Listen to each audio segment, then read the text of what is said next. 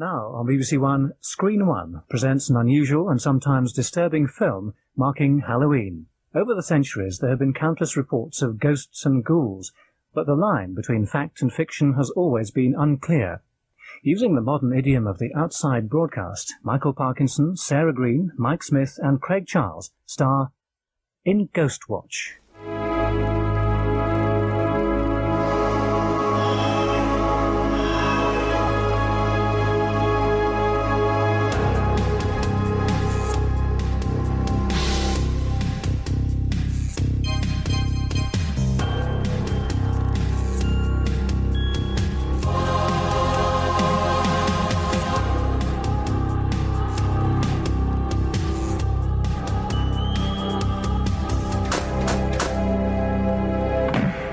Greetings and welcome to the What's Wrong with Wolfie Halloween special, where we will be discussing one of the biggest TV events of the 1990s.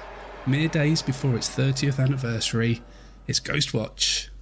Originally broadcast on the 31st of October 1992 on BBC One, viewers at the time were not prepared for what was to come, and not only is Ghostwatch famous for what it achieved, but also for the aftermath of the broadcast.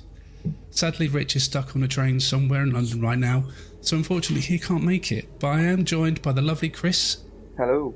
And we are also joined by another Chris, so this should be fun. Returning special guest, video games journalist Chris Scullion. Hello, how are things? Yeah, good, thanks, man. Thank you so much for taking the time out to come and discuss Ghostwatch with us. And I think when we had you on the show last time, we mentioned it, and you kind of jumped at the chance. Yeah, I wouldn't miss it. Like, Ghostwatch is easily one of my favourite pieces of television of all time. So, yeah, definitely happy to talk about that. Excellent. Well, Ghostwatch was directed by Leslie Manning and written by Stephen Volk, who specialised in horror and the supernatural, and has written several programmes for the BBC and ITV, including the mid-90s BBC show Ghosts and 2005's Afterlife.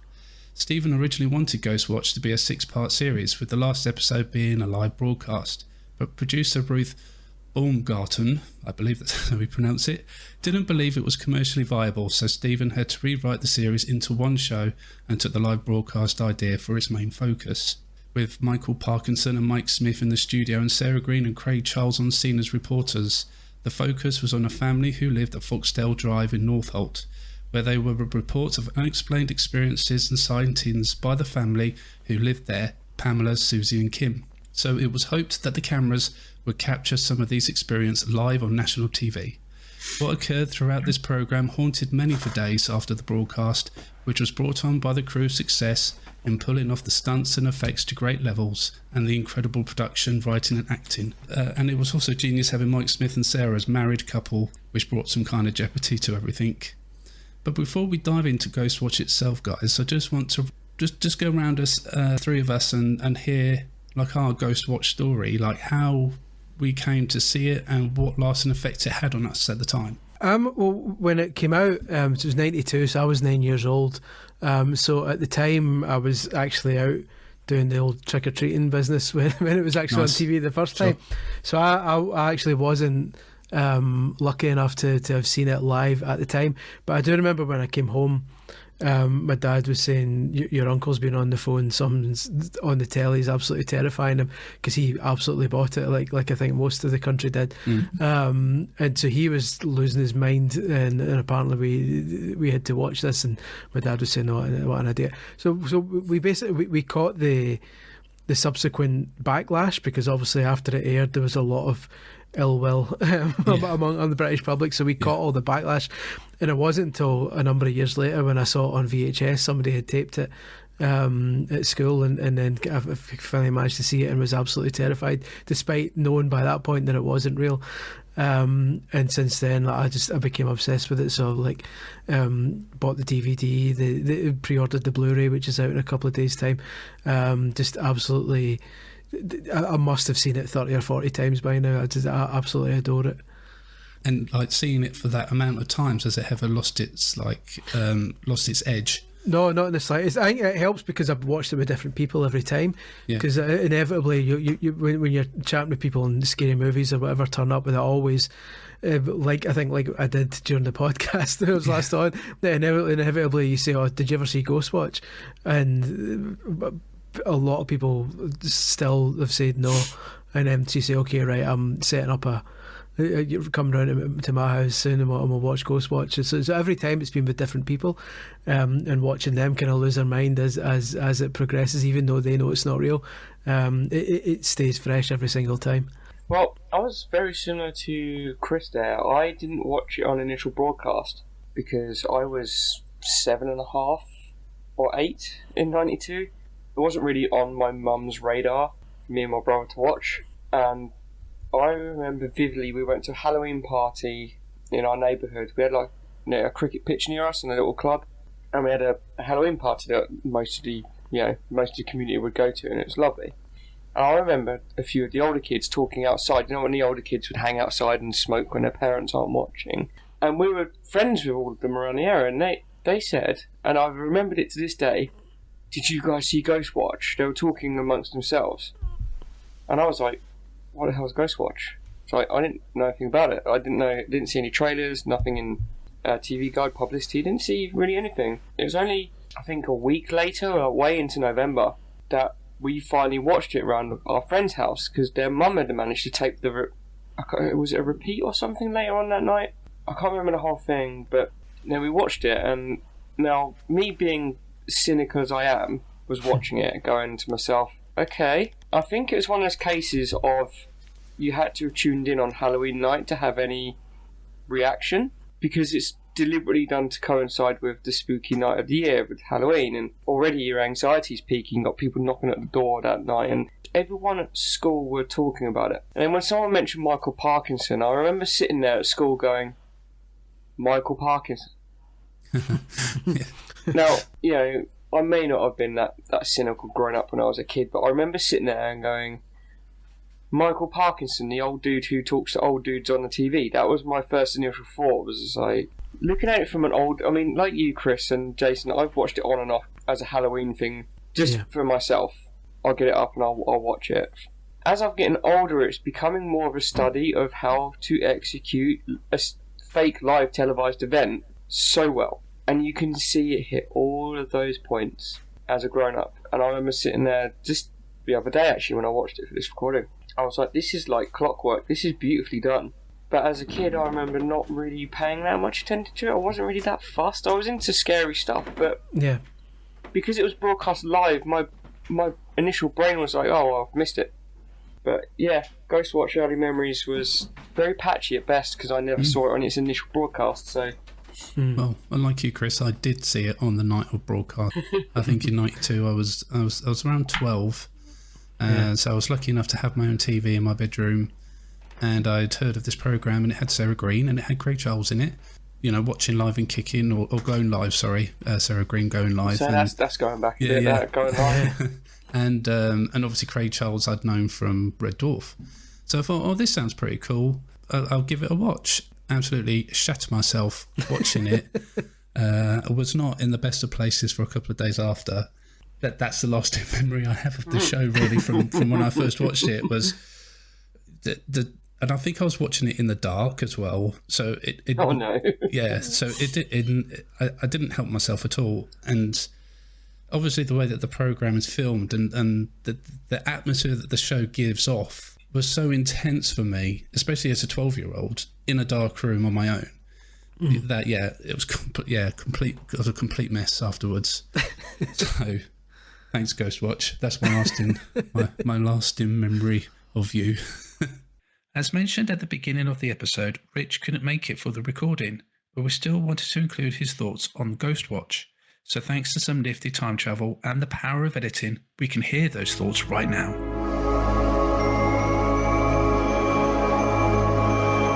Wow, what can I say about Ghostwatch? I remember watching it when it originally aired back in the day, and I think even then I was a bit kind of nonplussed by it. I wasn't scared. But yeah, watching it again in 2022, it was still, I think, as a slice of early 90s TV, that's the most appealing part of it. Like, just the presentation style, the presenting style, the studio design. Strip away all the ghost stuff or the Halloween stuff, and I think that's what was most enticing about seeing it again. Some of it, I think, I think some of the performances, I think, still kind of held up. I know the mother in the family, there was times it was a bit like, yeah, you're pretty bad. But I think there's one scene, I forget what it is exactly she's talking to Sarah Green about. They're standing next to the staircase. And I was like, you know, acting's all right. Believable. If I was to walk into the room and see that mid-performance, I could easily believe this was real. Kids, not so much. Craig Charles, insufferable. And I've always been a Craig Charles fan. I mean, Red Dwarf, Robot Wars, but maybe he worked in the era. It had that kind of Big Breakfast kind of roving reporter, you know, running around the streets, knocking on doors kind of appeal to him. You know, well, hey, and just being twatty. So I'll give him that. That's fine. Michael Parkinson, very good. Yeah, I think he didn't really show his arse. I don't mean in the literal sense.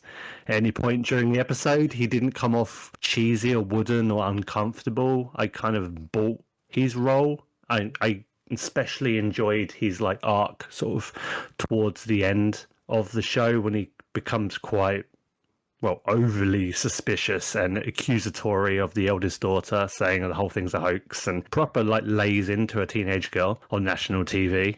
I forgot his name now, probably really terrible. Sarah Green's husband. Yeah, he didn't really do anything. He just stood by the phones. I was like, I felt quite bad for him. I thought, did he get the gig because he's married to Sarah Green? Because he just kind of stood there, kind of pulled faces, got a bit nervous because his wife was in her house. You know, that was haunted. But then that was really it. Sarah Green, yeah, she was good. I'll give her that. I believed it for the most part. And I will give, I think, everyone involved due credit, because I think just because you're a personality on TV, it doesn't mean, like, say, as an actor, you can pull off presenting or presenter doing acting. I think they're different schools, different abilities, and some people can do both, but others, they just come off uncomfortable in the other role. So I think they did the fake presenting well. It didn't show through in their performance. I think they were very believable, even if the cast around them were a bit off. I think all in all, it was really, really enjoyable. I remember us being at home in the living room, mum and dad. It was Saturday, wasn't it? October 31st that year. I remember it airing. I still remember like the warnings and like the kind of the warnings Michael Parkinson gave you at various points of the broadcast. I don't think I ever bought it. I maybe I'm just kind of drawing that conclusion, but I feel like if I had of been suckered in by it, I would have had a clear memory, because I think anytime I would have watched it, it would have conjured up that memory, that thought. But I think even then, I would have been 9 at that point. I would have been pretty smart to what they were doing. I don't know. I mean, I think even now, I think some of the bits in the bedroom, like with pipes, when like the lamp blows and the girls are screaming in the bed, that still kind of sticks with you. And some of the noises they do as well, like the bit at the end where Michael Parkinson's wandering around the studio, like, the possessed Yorkshireman that he is, and then just starts making those like cat sounds and shit. I was like, yeah, okay, that's messed up. That's proper. It's good, effective sound design. Yeah, and there's other things they're doing as well, like the kind of the low growls and then the weird, like distorted, high-pitched sounds. Really good stuff. And I love that kind of those sort of techniques. It kind of gives me those vibes of like, I don't think what to compare it to. I almost want to kind of say like some of the early like promotional stuff, like kind of Blair Witch. We hear the like clanging sounds, and it just sounds otherworldly and just off and just not nice at all. I think all in all, for something that was from 1992, I think technically it was sound. I want to give the audience grief, and I still do. I still think, I'm sorry if you believed it. But I think I have to kind of lay off a bit, because you have to look at it through 1992 eyes. I think nowadays we'd be more savvy when it comes to that stuff, because we live in an age of alternative media, the internet. We see all kind of things day in, day out. It can even be stuff on the big screen. We've got more of a window now into how stuff's made and what's fictional, what's presented on TV, and what goes on behind the scenes and real life drama. I think then it was a more simple time of it's media on TV, it's media in the cinema, it's media on compact disc.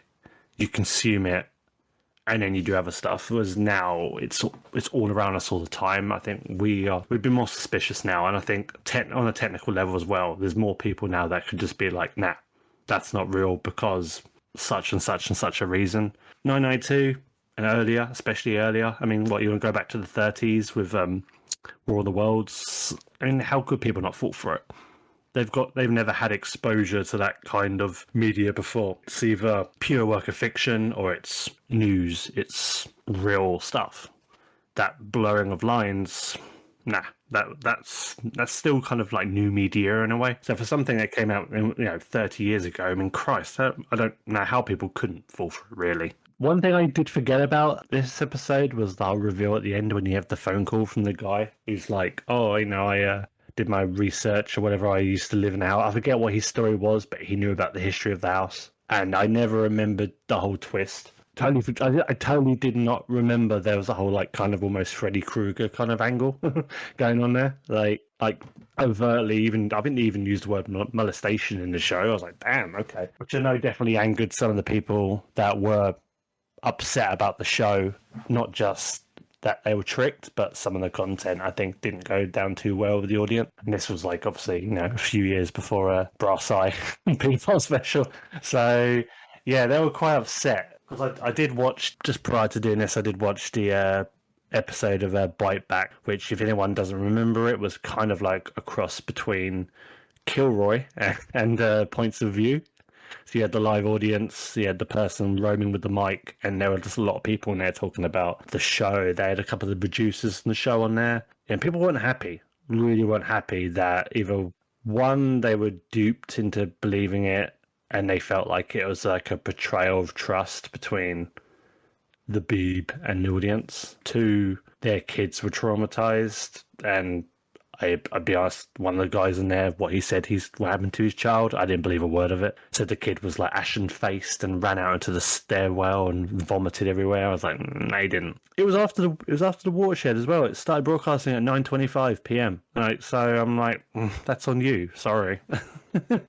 In terms of media and other similar things that are blurring the lines between what's real and what's not, I mean, I think Ghostwatch hasn't necessarily informed that or contributed towards that. I think that's just something that's, in a way, it has always kind of been there. I mean, I watch wrestling, for God's sake. I mean, what blurs the lines between real and fiction more than wrestling? And go back to the 30s with War of the Worlds. So I don't think Ghostwatch is necessarily, it hasn't like revolutionized anything. It hasn't like created a trend. I think it's just part of something that was kind of already there, and it just came at a time, I think, when people amazingly still weren't ready for it. And it led to not pandemonium on the level that War of the Worlds did. There weren't people like stocking up on ammunition and food and getting ready to shoot at alien crafts. It clearly got under quite a few people's skin, and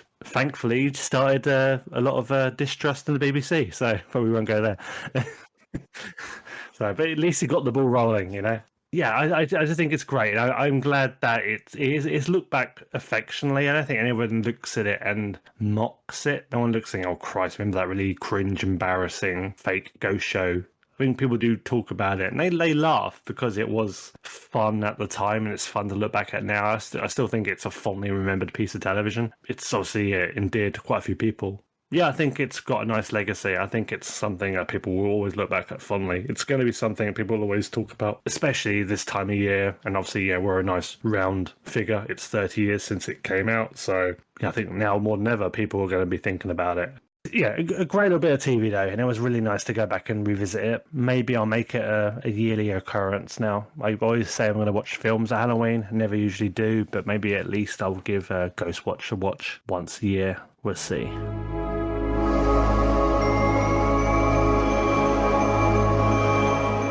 Ghostwatch was a program like no other. We'd seen mockumentaries before, and we've seen mockumentaries since. Is it fair to call it a mockumentary? I don't know if it is. It a mockumentary? It is in a sense, in that, and it depends on your definition of mock. I suppose it's not mock as in a comedy, but mock as in it's still a fake documentary, as in a mock documentary. But it was also the fact that there was nothing it was the first of its kind. So although you probably could classify it as a mockumentary, it was the first kind of fake. It was one of the first examples of reality TV in general, real or fake. Yeah. I've never looked at it that way. That's quite fascinating. This was pre Big Brother.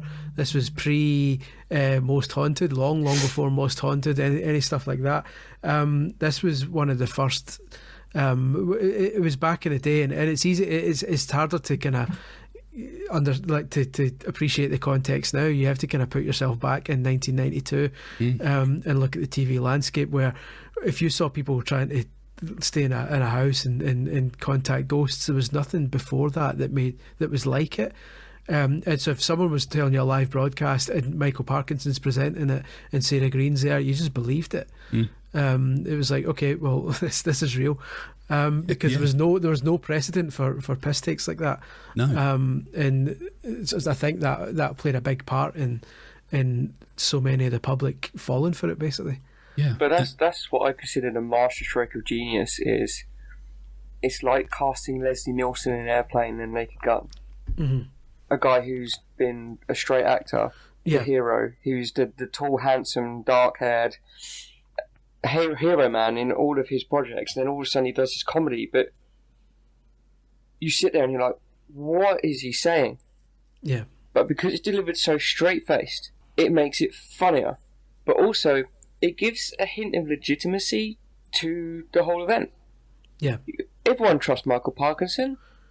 He's like it's like Uncle Michael Parkinson. It's like everyone's grown up with Michael Parkinson. He's been on TV since the 60s. Well, so that's by doing that, it lulls people into that trust.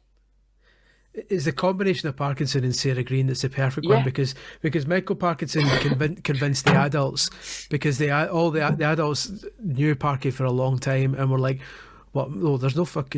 So I'm swearing a lot here. There's no way. There's no way Michael Parkinson is going to.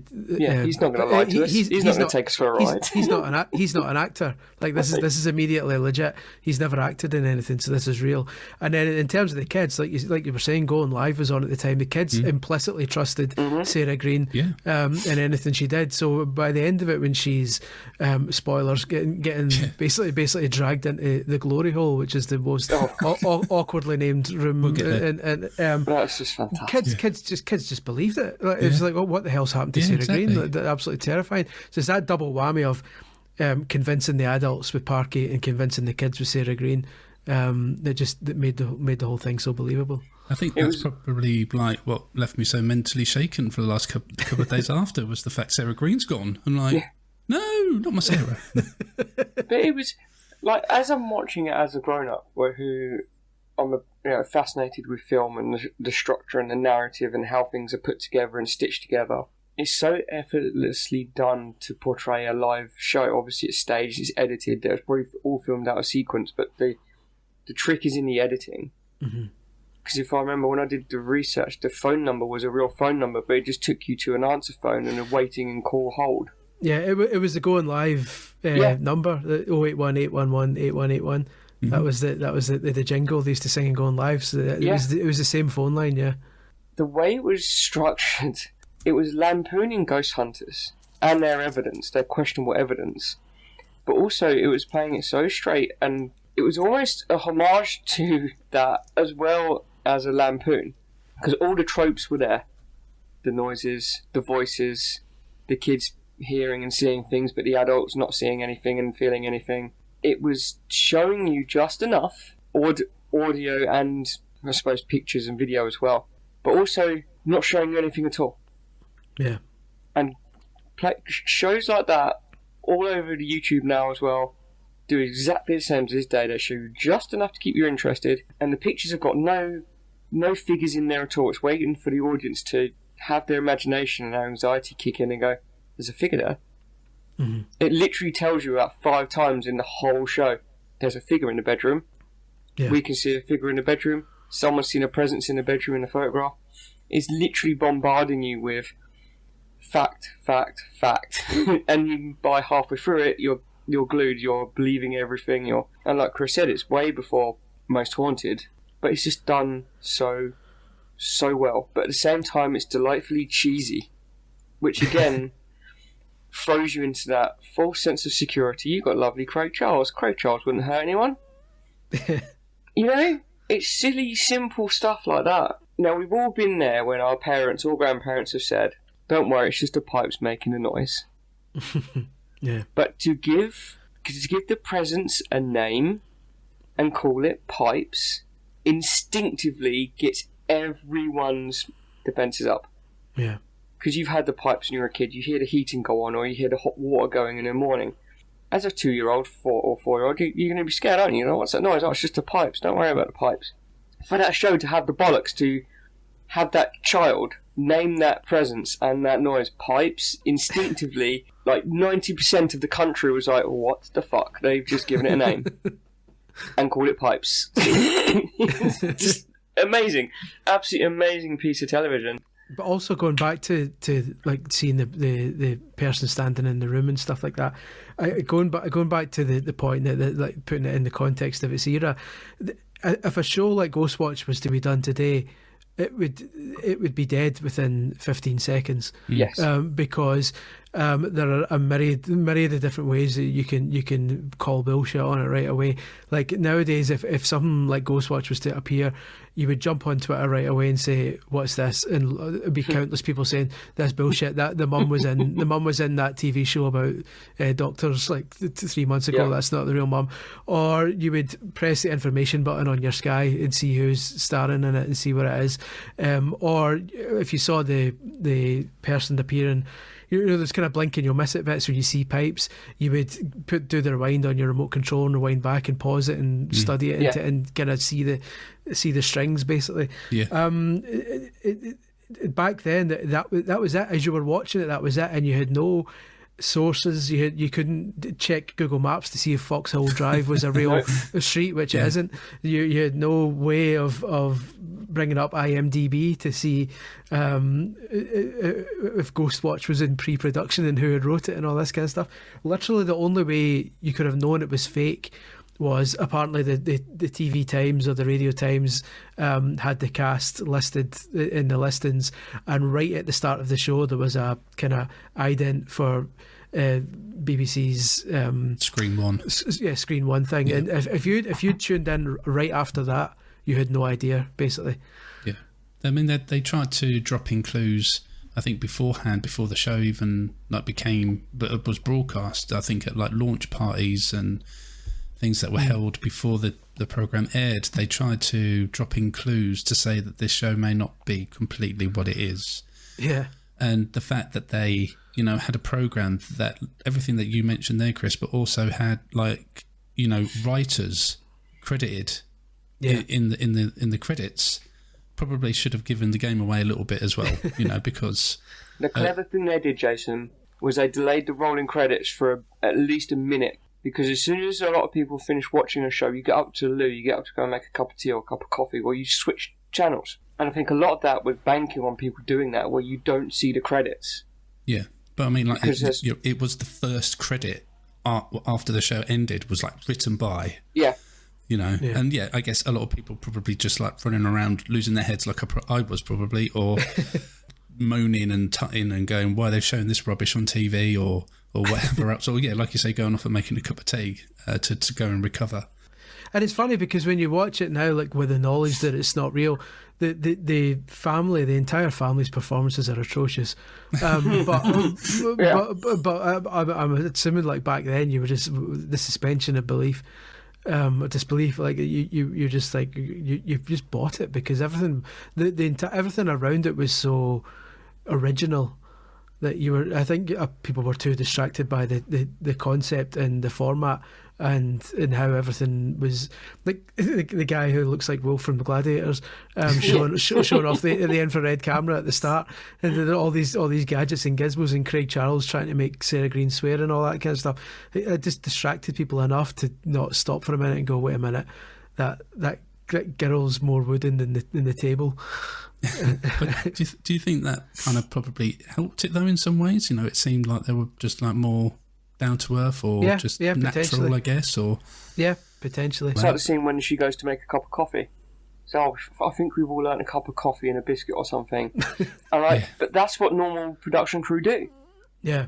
Almost if the cameras have stopped rolling and they keep a live stream or a live stream to studio. Yeah. And they're definitely. just doing normal things. It's putting the audience into such a relaxed state that when these things happen, like you guys, you don't question it. All this kind of like managed to trick many, many people into believing that what they were watching was real. The aftermath of the programme in itself, when it finished airing, was quite massive. And it cultivated in the programme to be banned and to never be broadcast in full again on TV again. And I think that holds true still today. Yeah, it's never been aired again, which is crazy. And until recently, the only time it was released on DVD was a British Film Institute version of it. Like it's just like, oh, this is a serious piece of work. I mean, it was never like the BBC never released it or anything like that. They've completely stepped as far away from it as possible. And things I don't understand the controversy because it's. I suppose it has echoes of Orson Welles' War of the Worlds broadcast, isn't it? That's the obvious parallel that we have to it. But I never understood the outlawing of it. I didn't even know it was banned until I was a teenager in 2001, when Ghostwatch really started doing the rounds on the internet. Someone had obviously, digitized it and put it on peer-to-peer file sharing sites. That's how I saw it properly, was in the early 2000s. I think download it and I think from what I can gather, I think the fact that someone committed suicide after it, there was like an 18-year-old who had learning difficulties who committed suicide and left a note about becoming a ghost because apparently there was problems with the central heating in their home. It was causing the pipes to knock, and so apparently the guy kind of took his own life. I think as soon as that happened, and that became part of the kind of the story around it, from that point it was doomed, because I think once you've whether that was a cause of it or not, as soon as it became linked to that, it was kind of like a more extreme example of the Jamie Bulger situation, which led to the Child's Play movies getting pulled off the shelves because one of the killers, his dad, had rented Child's Play 3 from Blockbuster Video, and the police found a list of videos, and that was one of them, and that was enough to kind of get the Child's Play movies banned. I think once you've got a stigma attached to like that, it can bury something like that, essentially. Yeah. Obviously the BBC received many complaints, and here Anne Robinson on Points of View has to try and deal with some of them.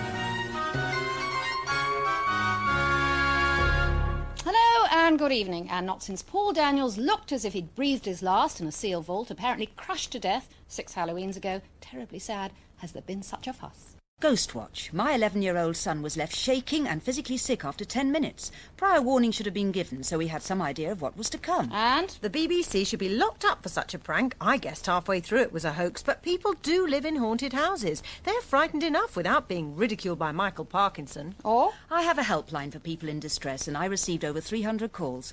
In fact, I thought Ghostwatch was brilliant, but it was introduced as a drama, and many of the people I helped did not understand that drama means fiction. And thanks to Joe Soton of Staffordshire for that call, because it is, you could say, at the heart of the matter. And hand up those who thought Sarah Green was acting. No, never mind that question. Did it look convincing? OK, I'm not ashamed to admit it. Ghostwatch totally fooled me and scared me half to death. I've never been so terrified in my whole life. Says Linda Beach of Liverpool, and... Absolutely brilliant. Says Richard Stewart of Brentwood. My wife and I sat riveted to our seat, believing it was all truly happening. I'm so pleased we didn't spoil the illusion in advance by looking in the Radio Times and realising it was a spoof. Or, if you prefer, MP Parker of Dorset. An arrogant and clumsy dissection of the paranormal, prejudiced for the trivial purpose of providing family entertainment. A sick joke. And for the record, there were on the night a total of 835 calls to the duty office. 382 viewers rang to say it was an insult to their intelligence. 275 thought it in poor taste. Another 62 just had a general moan. And 116 rang to say they thoroughly enjoyed it. No one congratulated Sarah Green on her acting, but perhaps they were too busy worrying if she'd gone missing forever in the cupboard under the stairs. I love that. An insult to their intelligence, but just like anything that has come out satirical wise, they're the people that they bait, and it works every time. Yeah. Just every time. So it's the 31st of October 1992. We've just enjoyed a BBC One schedule including Dad's Army at 5:20. Big break at 5:50. We've had I'm sure we've had a great Noel's house party at 6:20. Bruce Forsyth Generation Game. We had Casualty before we have the main event. And of course we had the new sports and weather. But then at 9:25 p.m, our Screen 1 special began of Ghostwatch. The programme you're about to watch is a unique live investigation of the supernatural. It contains material which some viewers may find to be disturbing. No creaking gates, no Gothic towers, no shutter windows. Yet for the past 10 months, this house has been the focus of an astonishing barrage of supernatural activity. This footage was shot by parapsychologists investigating the case. Now, you're about to see one of the incidents that have earned this house its reputation. Let's see what you think. Turn the light off. Mum said if you don't... Right, all right?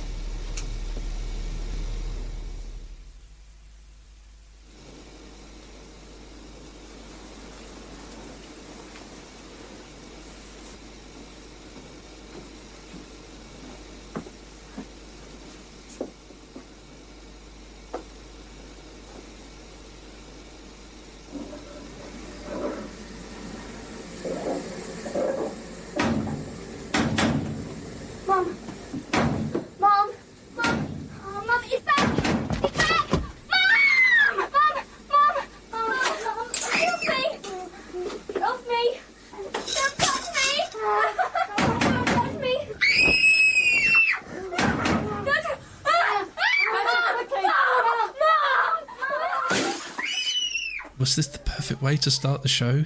Yes. Simply. I don't know, it hit you with that atmosphere straight away, didn't it? Yeah, it initially comes across as one of your kind of the typical ghost documentaries that have been seen before that point, where they give you examples. A lot of it's similar to the Enfield poltergeist case. At first, it goes back to lulling the viewer into a false sense of familiarity, where like they'll have seen shows like this at first before it goes to the live broadcast, but they kind of, here's some spooky shit. Isn't it creepy? Isn't it weird? So I think it's a good way to start because it's setting the kind of the it's setting a sense of familiarity and giving the viewer something that they're used to seeing and kind of hooking them in, but without going too crazy yet. So next we see a standard introduction to the show from Parky, setting out what to expect and introducing us to the people who would be guiding us in the roles they played. Well, let's go to the main location of our programme, the house in Foxhill Drive. Craig Charles, that well-known ghost hunter, is our reporter. Craig, how are you? Hi, Michael. Yeah, I'm fine. I've taken the Valium, man.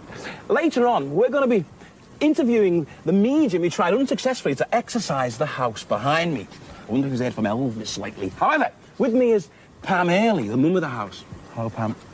And she's going to be taking us through the whole spine-tingling story. And after that, you can share with us your own supernatural experience on our very own Halloween switchboard. Over to you, Smithy.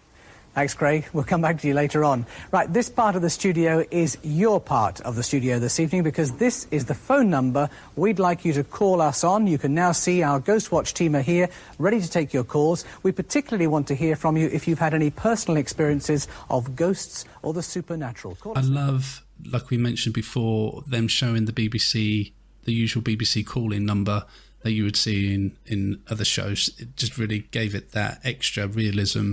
Yeah. That they were going for. It's here that we are introduced to the Early family, Pam, Kimmy and Susie, and here's some of their light experiences.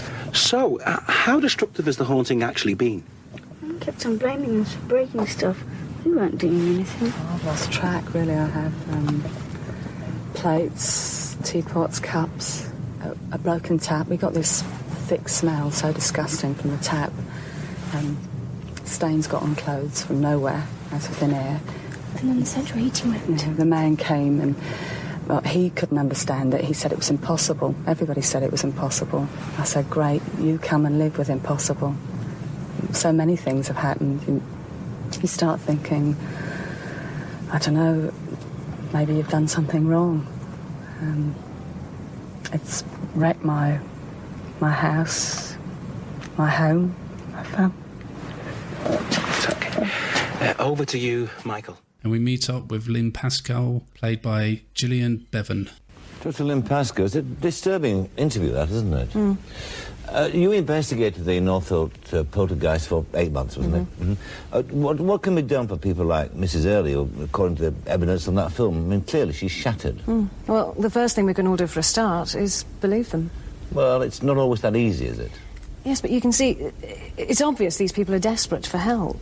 It makes me so angry when you still get people out there denying that these things even happen. All right, Dr. Pascal, for the moment, thank you very much indeed. How do you think Gillian kind of played her character in this show? I thought she was spot on. She was the most believable. Other than Parky, who played it straight as an arrow, I think she was the most kind of believable character in it. She was the one who I fell for the most as this is legit. Yeah, I think she nailed it. She nailed the role. But you need that balance. You need that yin and yang, that white versus black. You need that. Parky's the middleman. Yeah. He's the peacekeeper. He's the one you trust. He's the one the audience hide behind. Then you've got these chalk and cheese characters fighting with him in the middle, and he's sort of like, calming them all down and moving on to the next segments. Yeah, it's good. It's good because Parky played off her well, because she was obviously giving it the full ghosts are real. Here's the proof. Blah blah blah blah blah. And then you've got Parky basically being the audience and reining her back a bit, and just to say, well, hold on a minute, this could be explained by this, or this could be that, or blah blah blah, to kind of almost to rein the viewer in, so the viewer isn't expected to believe too much too soon. Because if the viewer's sitting watching a show and all the show is constantly telling them is ghosts are real, here are the ghosts, blah blah blah, they'll be like, wait a minute, come on, like, I'm not an idiot. But to have Parky there saying, come on, we're not idiots, the viewer's like, yeah, that's right, Parky's on my side, and they fall for it and they go along with the ride, because Parky's there, the voice of reason. He's always the sceptical one, isn't he? He's exactly. Sarah Green finally arrives, chatting about ghost experiences and having a light-hearted conversation with her husband. Well, I suppose the truth is I love a mystery, and who knows, we may get to the bottom of this one. Actually, my own experience with things ghostly, albeit very brief, was so intriguing, I thought I might get the chance to learn a bit more tonight. Well, perhaps we might get the chance to hear more of your story later on. Yeah, if we get an opportunity, I'd love to. Actually, Smithy was there when I had my encounter with what I think was a ghost, but he wasn't quite as struck as me, though, were you? Well, yes. I mean, I think this is the right environment to study these things. Yeah, that's why I get sent out here to the front line, and you stay all cosy and safe and sound in the studio, isn't it? Well, good luck, and I'll see you later.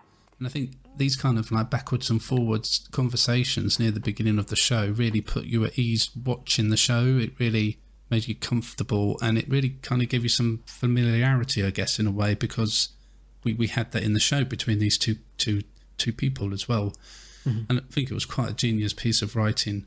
Sarah would like to introduce us to some of the people that would be playing an important role in the show's proceedings, including Alan Demescu, an electronics engineer, member of the Society for the Psychic Research, who goes through some of the equipment that will be used and what signs to look out for regarding ghosts. And then we are introduced to Chris Miller, the cameraman. Let's call it. Now, the first person is actually standing right behind the camera, and if he hands it over to me, you'll notice two things. First of all, that his hand is a lot steadier than mine, and secondly, that he bears a remarkable resemblance to Mike Gatting. Yes, you do. Chris Miller. Hi. Now, Chris, does this camera differ in any way from the sort of camera you'd normally use on an outside broadcast? Well, it's a normal lightweight mobile camera, but in this case it's been adapted so we can use infrared as well. Can we see how that works, Yeah, Chris, if sure. I hand this back to you? What's the best way to demonstrate it? Well, if we can kill the lights. OK, Clive, can we knock the lights down now? There you go. Right, how's that? I can see you quite clearly now. And Mike, the sound guy, founding member of the Adrian Edmondson Lookalike Club. Man of sound mind here, Mike Ayton. Not only can this gentleman hear an ant scratching its back legs at 50 yards, he is also the unofficial chairman of the Adrian Edmondson Lookalike Society. Right on. So if you're not scared of ghosts, you're scared of that. How are you feeling about tonight? Are you a bit nervous at all? We'll see. How about you, Chris? I'm okay. Are we ready to go in then? Yep. Okay, well, we'll see you later. And it's time to go once more into the breach. Do I have to go first? After you. Yeah, typical. Come on then, chaps. Hello? There we are. It looks like it does look a lot like him. He does. To be fair. I was quite impressed. We then get our first glimpse of the inside of the house as Sarah goes into the kitchen for some apple bobbing with the girls. And as I just mentioned, the glimpses of humour and mucking around really made this feel a bit spontaneous and light-hearted, didn't it? Yeah, definitely.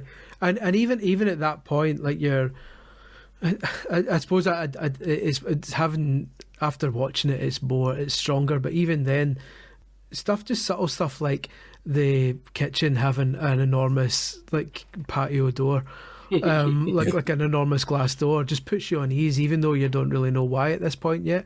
But just like you're always, there's always this kind of subconscious fear of you not being able to see outside your garden. That's tapping into that inherent fear, because we've all been that kid who doesn't want to sit by the patio doors. Exactly, especially at night. And I was like that. My nan, we had patio doors at my mum's old house, but we always had net curtains, so it never bothered because you couldn't see any reflections because the net curtains were always over it. Yeah. My nan, they lived in France, they had this massive patio door. I used to hate sitting near it because I knew that where they lived in the south of France, it was literally the nearest neighbour was like a mile away. Yeah. So you knew that there was literally nothing between that door and miles and miles. Yeah. I hated that. I hated sitting by that door because all you could see were the reflections of the people in the room, but you couldn't see out of it. No, I don't like that. No, definitely. Yeah, and it draws your eyes to it and keeps you on edge. And obviously, there's the payoff later on, which knows that you're drawn to it, and then knows you're going to be looking at the window later. Yeah. But I think, I don't know if you saw the live version of Inside Number 9 from a few years back, which kind of played on that as well. I don't know if either of you saw that. I love Inside Number 9, but I didn't see their live show. The live one was basically Ghostwatch, but done as a recording of a TV show. And there's a point where they show when they start saying, there appear to be some technical issues here, and it cuts to the fake technical thing, and then they finally say, we're sorry, the live show has been cancelled. There are too many issues with the live show, so we're going to show a repeat of one of the early episodes, and it's the episode where the guy's in his house and there's burglars trying to break into his house. And there was some kind of sight gag in the original episode where he's sitting and behind him is a big kitchen window, and the patio light keeps coming on, and you see the burglars I know what getting episode closer that's calling back to. I didn't know they did that. That's brilliant. It's that same episode, and you see it's the same joke where the patio lights keep coming on, and the guys that the burglars are bumbling and it's freezing the patio because they know the light's on, and until the light goes off, and at one point the light comes back on and there's a ghost standing in the back of the thing that wasn't in the episode before, and you just see it and you're like, fuck me, this is so messed up. So it's a really clever kind of modern twist on it, and it's absolutely terrifying. And after seeing that, I can never look out our kind of kitchen window again at night after that. And how do you think that they dressed the house? They did a pretty good job, didn't they? Nothing really felt out of place, did it? It was lived in. Yeah. It wasn't sterile. It was like to call it back to television, one of my favourite, not my favourite sitcom, but my favourite set dress sitcom is Roseanne, because it's real. Yeah, it's believable. It's lived in, and my house is like that. My auntie's house is like that. All of my friends' houses were like that. And then you watch another show where it's so sterile, where everything has its place. Like, no, that's not real. So when you watch something like Ghostwatch, where it's a bit cluttered, a chair doesn't match the 3-piece suite because they've obviously got it from somewhere else, silly stuff like that makes it lived in. Drawings on the fridge and things stacked up. It's just, again, it's that classic lull you into full sense of security, that relaxed state, that cosy state that you're in a cosy, happy, comfortable place where nothing can hurt you. Yeah. Genius. We head back to the studio where Pascal and Parky chat the chances of seeing any kind of action tonight, and when they take their first call, and quite a pivotal one, as Emma Stableford has noticed something strange about that pre-credit This is scene. Emma Stableford, and she's from Slough. Thank you. Emma, hello. Oh, hello. Yeah. I did have a story, but there's actually something else I'd like to say to Dr. Pascoe. Go on. But I feel a bit foolish. Oh, don't worry about that, Emma. Never worries me. Well, you know at the beginning, when you showed the real footage of that haunted bedroom? Uh-huh. Well, I know it was dark, but I was sure I could see a figure standing behind, against the wall, just by the curtain. Yeah. Very, very vague, but definitely a figure there. Oh, a woman, a person's body at least, standing there in a black dress. Emma, I've examined that particular piece of film many times, and so I'm not I'll tell you what to do, Emma. If you can actually spot up the specific point on that tape where you saw this figure, and tell one of our operators, we'll actually spool it back to the point where you tell us, and then I'll get Dr. Pascoe here to have a good look at it, OK? Great. Yeah. Good. All right. Thanks for calling. Before you go, Emma, could you give a full description of what you thought you saw to somebody manning the phones, please? Can you do that? Yeah, I will. Great. OK, Emma, thanks a lot, love. Thank you. Bye-bye. Bye-bye. And that goes back as well to the era not being able to rewind back and check, because when you watch it now, there is no figure at the start. Like there's nothing there the first time they show it. It's only when they later on show it again you do see the figure. Yeah. And it's clever because you can't rewind back, and so it's not obvious that the second one's been manipulated because you don't have the original to compare it to. That's right. It's clever. Yeah, Parky suggests watching the clip back to see what Emma is talking about, and while they get that ready, we go back to the Sarah, house. did you hear that? Somebody thinks they've seen a presence in the house. Today? Yeah, you've not noticed anything this evening, have you? No, nothing to report from here yet, except how absolutely useless I am at apple bobbing. Come on, girls. Yes, you've done it. I can see. Who was that? Can you hear that? Can you hear this? Are you hearing? It's coming from in...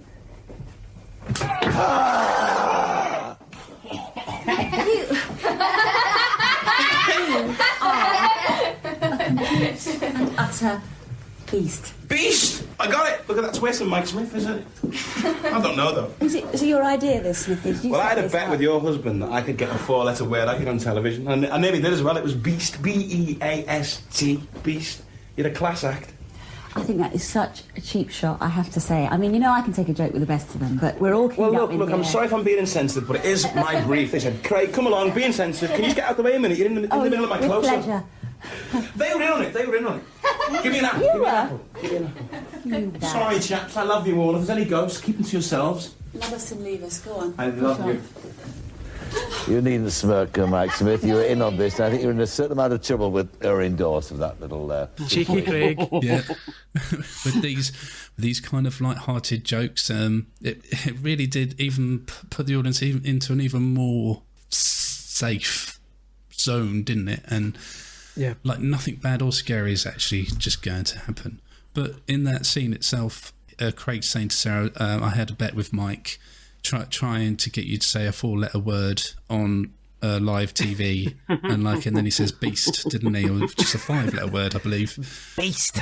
The beast. The beast. Yeah. It was brilliant. And again, the fact that they throw in the possibility that nothing will happen is a subtle one, but it keeps it believable. That the fact that Craig Charles is there to say, "Oh, I was here to give you a few frights in case we don't see any ghosts," it makes people think, "Oh well, he's not expecting anything, so maybe I shouldn't either." Yeah, I mean they were clever though because they used the same bang sound that we hear, but that we will hear later. Mm-hmm. So yeah, again, when we hear the bang sounds like for real in quotes, you're still unsure whether it's actually real or not because we've already heard it and it was a joke. It was also here that I noticed the first sounds of cats, and it was like a friendly kind of cat noise, purr, hello kind of noise from a cat, but they kind of just dropped it in randomly from what I noticed in the playback, and yeah, again I thought that was like a nice little touch. Yeah, definitely. While we are here, Sarah shows us the upstairs of the house and meet up with the Earlys in the kids' bedroom to hear more stories of their haunting and how the poltergeist got his name of Pipes. I have recovered now, thank you, Michael. Let me fill you in on what's been happening here so far. Let's face it, there's violence at some time or another in every part of London, and this estate is no exception. But there are some days, and certainly nights, where Mrs. Early and her 2 daughters would rather be out on the street than right here within their own 4 walls. Let's go upstairs for a moment.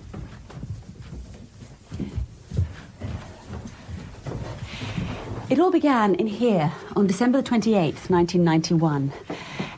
Who was the first person to experience something? Suzanne. We had a bit of an argument because Suzanne wanted to stay up and watch some film and I wouldn't let her. Go on, Susie, say what happened next. She went to bed about... I was in bed. Mum came in to tuck me in. Instead, she just stood by the bed, looking at me. At least I thought it was her. And then she just turned and went. The thing is, I didn't tuck them in that night. I always do. But that night, I fell asleep in front of the television. I told her she must have been dreaming. Then a few days later, it was my room. Should we go and have a look?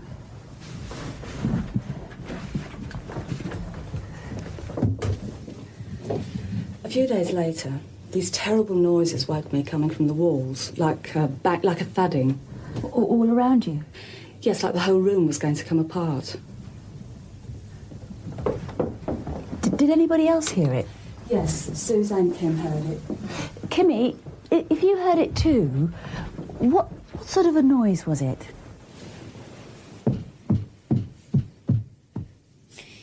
I was screaming, I was shouting, what is it, what is it?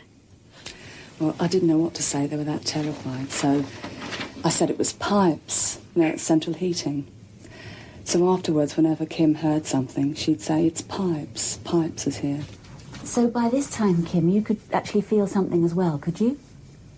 Whereabouts was it coming from? There. What is it that's over there? Pipes. That's where he hides. Does he live there? Where does he live then? Anywhere? Downstairs. Now, the poltergeist pipes featured in Ghostwatch was based on a famous haunting of 2 sisters, Janet and Margaret Hodson, who lived in Enfield, London, during the years 1977 to 79. This story has its doubters believing the girls were fabricating certain things for the benefit of the journalists, while others believed everything was 100% real. The sisters' mum, Peggy Hodson, called the Metropolitan Police to the house, claiming she had witnessed furniture moving and that 2 of her 4 children had heard knocking sounds on the walls. A woman police constable reported witnessing a chair wobble and slide, but could not determine the cause of the movement. Later claims included disembodied voices, loud noises, thrown toys, overturned chairs, and children levitating. Over a period of 18 months, more than 30 people, including the Hodson's neighbours, psychic researchers and journalists, said they variously saw heavy furniture moving of its own accord, objects being thrown across a room, and the sisters seeming to levitate several feet off the ground. Many also heard and recorded knocking noises and gruff voices. This continued until reports came to an end in 1979. It's clever how they keep building the lore like that. It lets you and the family watch. If you're watching it with your family, it lets you start arguing and speculating over what's going on. Yeah. When things actually do start happening, you can go, well, maybe was that about that story they were saying about this and that, and it's until the kind of the final phone call near the end where you finally get the actual piece of lore that matters. I just think it's fascinating that the link between the Enfield hauntings, obviously, a lot of hauntings are kind of went viral before viral marketing or anything was a thing, where one person would read a book and then it would spread around your school. Yeah. Silly things like that, or around your scout hut, And I knew vaguely of the Enfield hauntings when I was a kid, because I was quite obsessed with the darker side of life when I was younger. Not a morbid way, but more of an insane curiosity. Started finding things like the X-Files and haunting films quite early on, and it not bothering me. I was just more interested in it. And then as I got older, I think I watched a thing on the Enfield hauntings. Must have been when we got, it's going to sound really, really corny, when we got Sky TV. You sort of low-key discover Discovery channels and History channels, don't you, and paranormal networks and stuff. And I was weirdly fascinated with the Enfield hauntings because you don't know if it was real or not. Now, I'm a bit of a skeptic when it comes to stuff, but the parallels between this and that was almost obviously deliberate, because it was adding, again, it was a legitimacy to it. It's a familiarity for everyone watching who is probably old enough to live through the Enfield hauntings or know of them. So even to that, you've got that familiarity. You've got the two girls, possessions in the house, disembodied voices and noises and levitations.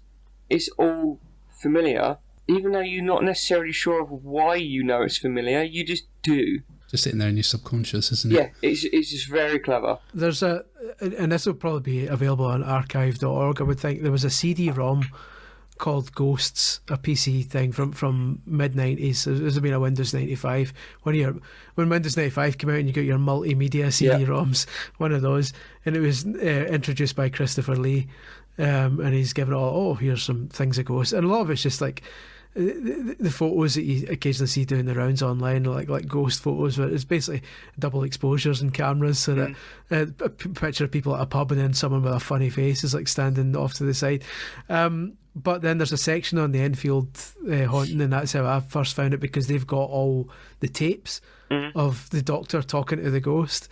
And it's like a good 20 minutes worth of audio of him talking to the ghost, and the ghost talking back, going, rah, rah, rah, rah. It's amazing. Yeah, like a proper old man voice, isn't it? Yeah, yeah, that's just, I was just as an aside, I highly recommend people check it out and try and figure out a way to get it running on a modern PC. It sounds fascinating, actually. It's fantastic. It's fantastic. Yeah. Well, back to the show, and we're introduced to the glory hole. Oh God, I was waiting to bring this up. I love this. Not the first time I've been introduced to one. No, I'm sure not. Which is the funny name for the cupboard under the stairs. Now, where we praise the writing and everything that the crew have done so far, I mean, I think this is probably one of the biggest mistakes they've made by calling it the glory hole. I mean, what were they thinking? I think it was a very clever seed-setting ploy on the writer's part. For anyone who's familiar with the term glory hole, which is probably 98% of teenagers at any school, and probably about 50% of people in the workplace know what a glory hole is. Sure. So to call it a glory hole, and to mention it so many times. Sure. I think I counted like 8 times that word is uttered in the entire hour and a half broadcast. But to have the bollocks to put it in the script, and for the script censors and editors not to even question it, tells me a lot about programming in the early 90s. Well, I think could be the biggest sign that they gave us that this may not actually be real. Because that's what I was getting at. No actor could possibly pull off that sentence first go. Because there would be snickers. He would have to do the line again at least a few times. I know if I was an actor who would have to have said that line, that's exactly what would happen with me. This is where we first get introduced to the cupboard under the stairs, which is now boarded up, and Kimmy explains her seeing pipes through the cracks of the door. So yeah, this is where Kimmy is talking to us about the glory hole. Can we get a glory hole count, please, Jason? Every time it goes off, edit in a ding every time it comes up. Like back in the day, I looked that up, like the term, and very carefully. And on an incognito tab, I looked up the term and the etymology to see if I could figure out, was there a different meaning for that word before the meaning we all know? Sure. And could there possibly be some sort of, like Americans say they hurt their fanny, and they actually mean the backside stuff. Their fanny packs, but there's the only other meaning for it is glass blowing. Apparently, when you're glass blowing, there's some sort of method that involves poking a wee thing through it. Through the glass, and that kind of. But there's no way in hell that. That's the only 2 meanings for it, and there's no way she saw a cupboard and thought, well, that's like glass blowing, isn't it? It has to have been. No chance. We also see a picture of pipes that Kimmy drew, and then we see a school book of Susie's with writing, which is not in her hand style, but as discovered by Rich, a very interesting picture is also included in this book. I don't know if you, Chris Scullion, have noticed this picture before. I can't remember. You may have to remind me. I might remember when you say it. I thought you might say this, so I'm gonna send it to you. Okay. But I was amazed when I saw it. I was like, what? This is Rich doing his investigative work. I missed that. So what Rich did, he on the screen when they showed the book, he paused it and zoomed in, and he found this picture of this man with his with quite a large penis. So, Yeah. Yet again, I was quite surprised that they did something like this and kind of snuck it in there. I'd like to ask... The glory hole's starting to make more sense. Yeah, and also, like, you see where he got the name Pipes from. Yeah, maybe. Mate, I think we're looking too deep into this, to be honest. Well, it only adds to the mystery, I guess. So, yeah. But, great storytelling being shown here in a live broadcast. And it was... Do you think Sarah Green is doing a good job at the moment? Yeah, I think so. She's tolerating this dull family. Because at this point there's clearly not a lot going on, and it's that classic live TV, quote unquote live TV thing where the reporter has to try their very best to make it continue to seem exciting and interesting, even if the family are just like so she's like doing her best. Let me see your drawings, let me see that, let's go and bob for apples, and she's desperately trying to make this worth watching while nothing's going on, so she's believable as someone who's struggling basically. Well, back in the studio, and Smithy has received calls from 8 or 9 different people agreeing with the earlier caller Emma, also seeing a mysterious figure in the video. The clip is shown, and we do indeed get to see a mysterious figure standing by the curtains, but the guys in the studio do not see it. When Pascal asks for it to be replayed in slower motion, the figure is gone. Parky blames a dressing gown. That scene was blatantly made to get arguments going in households. Sure. Where everyone says, I see it. No, you didn't. I didn't see it. So then when they show it the second time, they say, see, there's nothing there. I swear I saw something. Just to get everyone on edge and everyone arguing with each other. That's the first. That's a pivotal scene, because it's the first moment that where this kind of relaxing vibe is suddenly, it's certainly in some households at least, is kind of upended when households start arguing with each other, and some people start thinking, wait a minute, sure, there's something going on here. Even watching it back for this podcast, and I still got a chill. Yeah, kind of run down my body. Yeah, when I saw it, and then they pan back and it's not there. And we see it again later on, and it's pulled off even more majestically. But for this first time, it kind of took some of that safe environment that we're in and coziness away, and kind of slightly put you on edge. It reminds me of, weirdly, my uncle is an extremely logical skeptic, like not a believer at all, doesn't have any time for it. They went on holiday. Where did they go? Somewhere near Scotland, somewhere on the Scottish border up there they went. About 6 months later, they came down to us in little old Kent. My uncle was in this room, and apparently the ghost guide who was taking around this old manor house said that there's a presence in this room. And he said a lot of people were in that room saying they could see things in the mirror. So my uncle, being my uncle, got out his camera and took a picture. And he said, what do you see in that mirror? Nothing. I see the chairs and your arm and your camera and people behind you. And he looked at me and went, okay. And he left it for like a day. And he said, that picture. I said, look at it again. What do you see in the mirror? And I was like, I turned around, I was like, Clive, what are you playing at? And apparently he was trying to confirm his suspicions, where you see what you want to see. If you believe it enough, you will see it. Yeah. Or you will feel it, or you will hear it. And that's what the show's brilliantly doing, by doing that sleight of hand thing. And it puts people on edge, very subtly. It's brilliantly done. It was. We follow this pivotal moment by going back to the house, and this is where we learn about Pam's bad experience in the glory hole. Sneaker. Pam, I know this has all been a nightmare for you, but what's been the worst moment so far, do you think? I'll show you.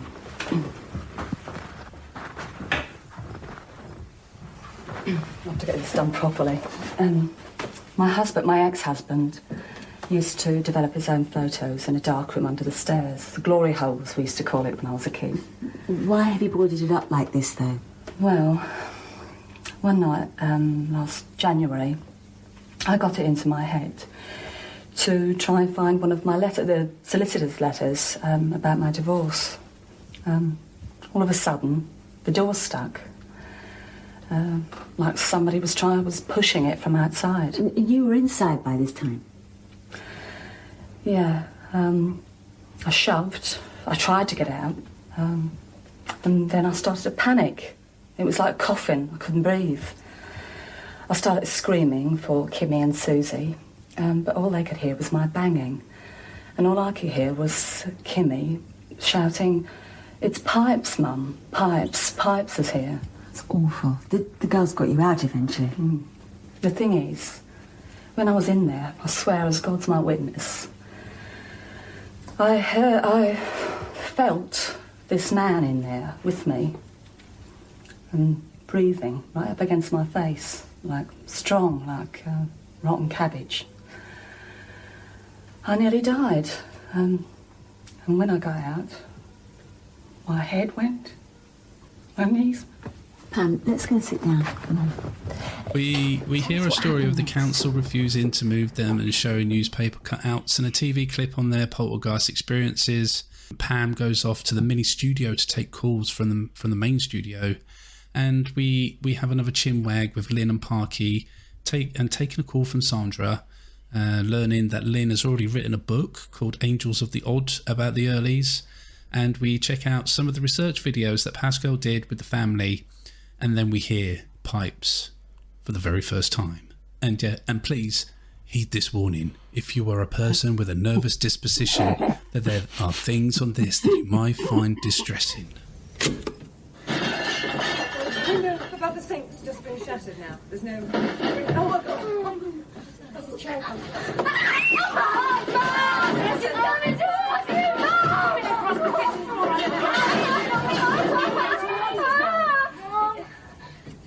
Stopped.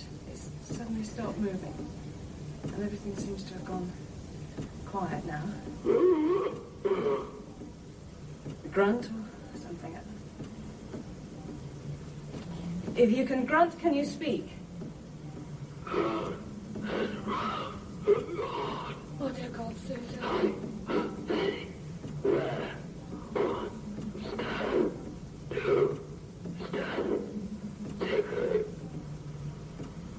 Who are you? What's your name?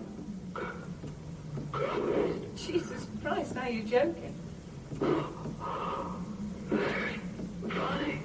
Are you dead? Are you in heaven?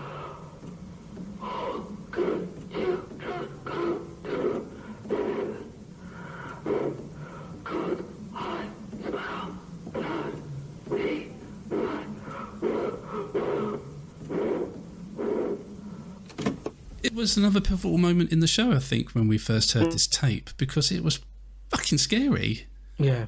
Just what we heard before the voice came in, and then when the voice did come in, it was... Oh. And this is him doing the round and round the garden stuff.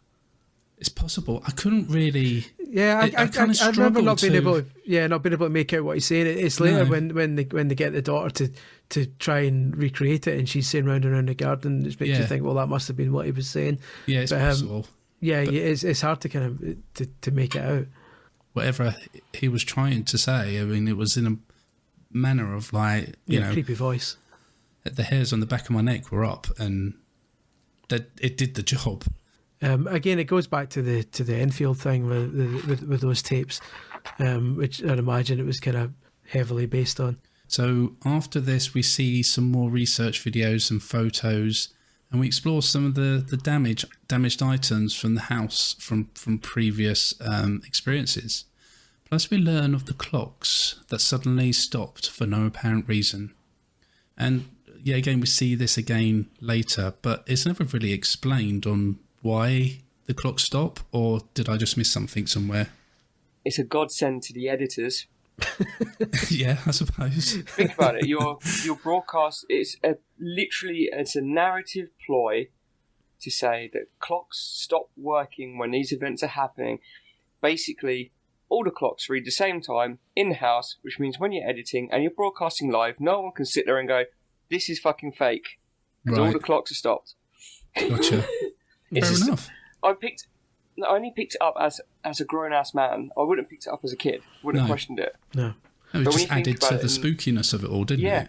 And when you know how films are produced and stuff, and how how full on the editing can be, you sit there and think to yourself, I know why they did that. That's for the haunting reason. I don't know. I mean, there was other things that we see in the show that they did that obviously we never got an explanation for. Really, kind of just got dusted under the carpet and forgotten about. But some of those, like they said in the behind the scenes stuff, some of those were things that were planned and then they remained in the show, but they weren't carried through. Like the bit where the caller phones up and says their dog's been going absolutely wild because they were planning on playing like a really high frequency sound at different points through the show that only dogs could hear, and apparently they weren't allowed to do that. But if they had been allowed to do it, then when the caller phones up and says my dog's going wild, and everyone in the country's dogs are going wild as well, they can all say, oh, wait a minute, what's going on? This is a dog seance. But sadly they weren't allowed to do that, so that kind of falls flat, that bit. So I would imagine the clock thing's not one of those. It's like Chris says, it's probably just a convenient storytelling device. Well, some other facts that we learn in this segment include the time Susie received scratches on her face and the conclusion that Pipes is concentrating more on Susie because of her going through puberty and stresses in her life. As Pam is disagreeing with this, we are introduced to a new character, Emilio Silvestri, live from New York. He gives us a new perspective which Pascal is quick to brush off as nonsense. And I like how they included Emilio in this and kind of like gave us this different version or this different viewpoint of what might be happening, because yet again it was a ploy for the audience. It kind of made you watching kind of question it again and kind of made you think, well, maybe all this that I've seen so far or the little signs that have been coming in and what they've been reporting is probably just bullshit. And in terms of authenticity as well, they did a good job of making it look like an American satellite feed. Because they deliberately lowered the quality of his feed and put the cheesy kind of backdrop behind them. It's similar to when Brass Eye in the Day-to-Day would do the American broadcast, and when they would muffle the voice up a bit like that. To make it clear that this is a lo-fi making feed. it slightly out of focus, like they're using two different formats. Exactly. Video recording or live feed, and it just adds that legitimate, like you said, even ramming it down the audience's throat. There's a picture of a New York American skyscraper skyline there. You're in America.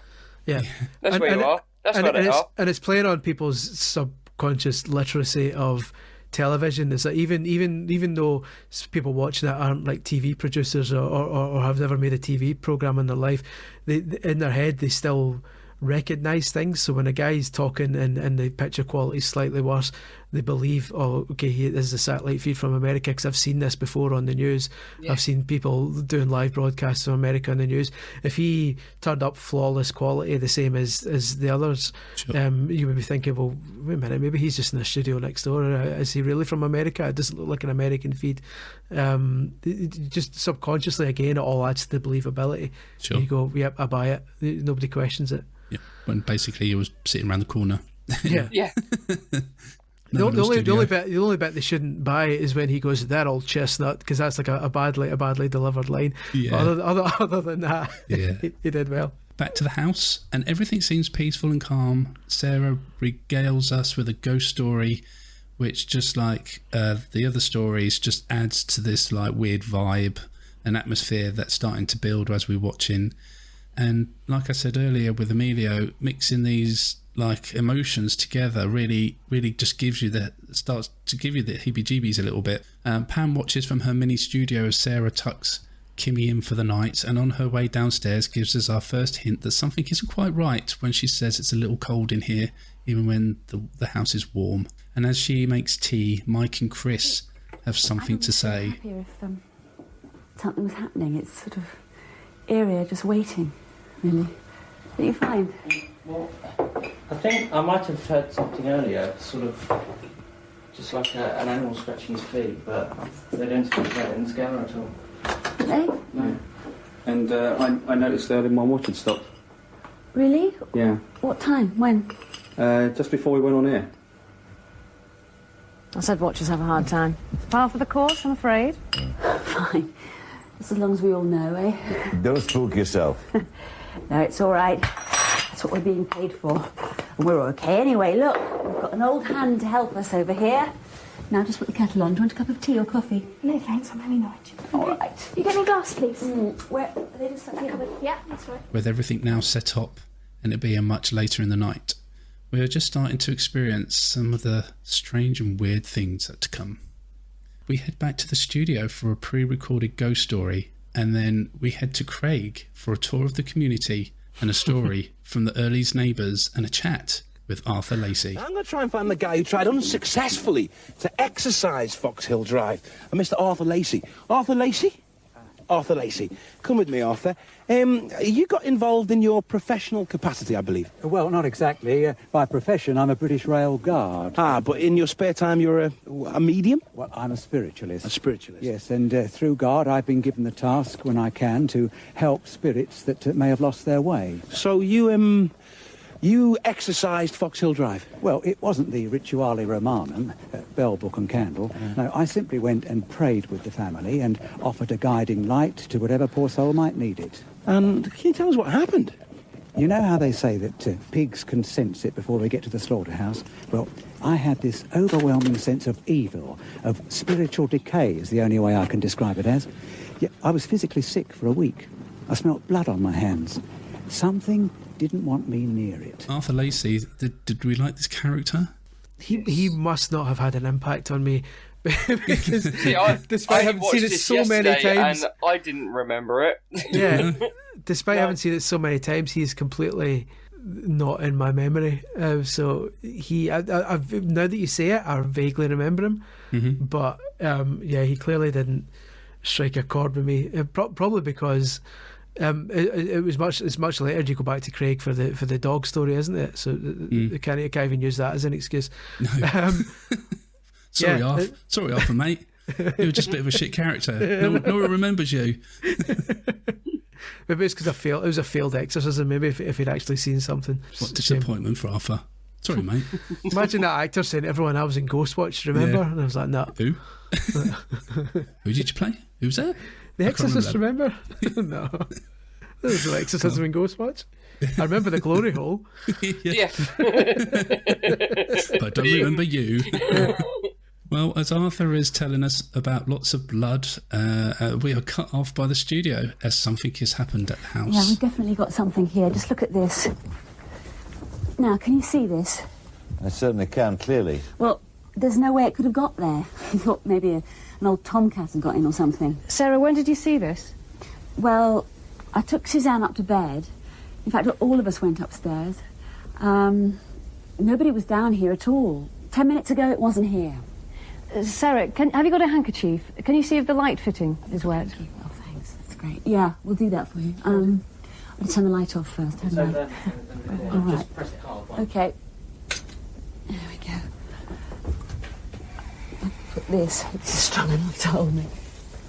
There we are. Anything? There's nothing dripped off here, first of all. No stains on the ceiling? See if there's anything. No? The floor's concrete. This is all completely dry. So it couldn't come from below. Is there any smell, Sarah? No, nothing. Can you smell the hanky, maybe? See if there's anything on that now. Any odour? The hanky? No. Can't smell anything at all. No. Can you take a sample for us? Have you got anything that you could do? What can we use for a sample? Something to scrape it up. I've got a lens duster. Good, that would do. There we are. Yeah, we're going to use this to... Can I give you this hanky? Great. See if we can suck some of whatever it is up with this. There we are. You see, look, it's typical poltergeist. If you pour water from a jug, it's almost impossible to avoid getting an erratic outline. Now, these pools are perfectly oval. They're unbroken. Good. Oh, Suzanne! Is she all right? You okay? Yeah, I've just got a bit of a nippy tummy. Oh, let me get you some Enos or something. Hang on. Doctor, when they've got those samples that we saw them taking there, what do you do with them when you got the sample? Well, we'll test it to see if the calcium and the magnesium salts match the hardness of the local tap water. And where does it come from? Don't know.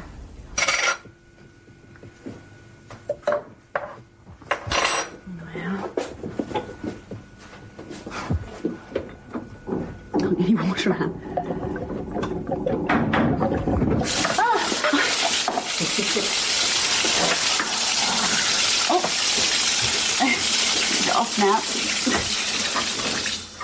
there we are, soaked.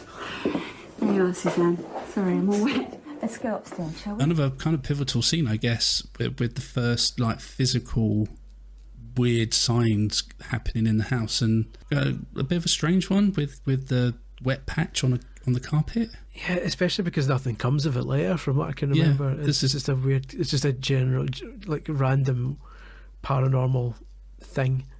Yeah, because we've not had any kind of signs that, you know, apart from, I guess, like he likes to knock radiator pipes, but like no other signs of like water or that kind, anything in that kind of realm. Right. Can I just say, every time I watch this scene, I just get really frustrated because I'm like, you can't wipe that up with a lens cap. and like, she tries to scoop up some of the water as a sample. I'm just like, mate, that's not working. But she seems happy enough that she's gathered up enough sample. All right, okay, whatever works for you. Yeah, but I wouldn't do that. It's straight out of Ghostbusters, that, isn't it? Are you gone? Your mucus. Pretty much. But yeah, like you said, nothing ever happens to it. Like, it's not explained. Like, that stain could be anything. Like, if it was a pentagram that had been burnt into the carpet, then maybe you would have my attention. If it was just a big water stain in the shape of a dick, then you'd be like, oh, Pipes is back. Here he is. In the shape of a glory hole. Exactly. There he is. But no, just it's just the standard. Just a standard stain on the carpet in the same place. Just a standard stain. You know, the perfect circle. Yeah. But Sarah has big trouble with the taps as she tries to make Susie a drink, and I think this is probably a little bit more effective than what we've just seen with the carpet, where the water is like really like struggling to come through, and then all just, you know, like when you've turned the water off and then all the air gets trapped in the pipes, and then when you turn it back on, like it's all like gurgly and spitting and all that kind of stuff. And I think that had a little bit more of a better effect on me, that kind of physicalness of it, instead of just seeing a round wet patch on the carpet. Back at the studio, Parky and Lena are chatting about everything that we have seen so far before they have to take a call from Kevin and his problems with the cheese and pickle sandwich. But back to the house again, and Sarah and the crew are trying to move the bed in the master bedroom as they can hear some scratching coming from behind. Apparently, we've got to go straight back to Foxhill Drive where things are happening. Sarah. From in here, wasn't it? Did you hear it? Yes, this way. You picking this up too? Let's put the light on. You're going to have to get it out with me. Move the bed. I'll get that. You all right? Listen, I'll crawl down there, all right? It's scratching down here.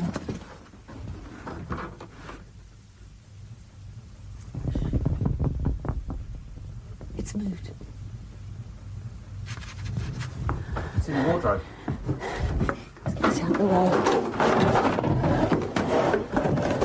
Can you hear this? I can't get rid of them. Hi, Casey, downstairs! Kim said she could hear him in the kitchen. She's downstairs. You get downstairs. You just go back to bed. Get back to bed. That's right. Back into bed. It's downstairs. Come on.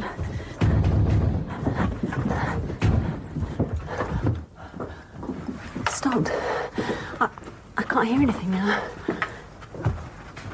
What are these?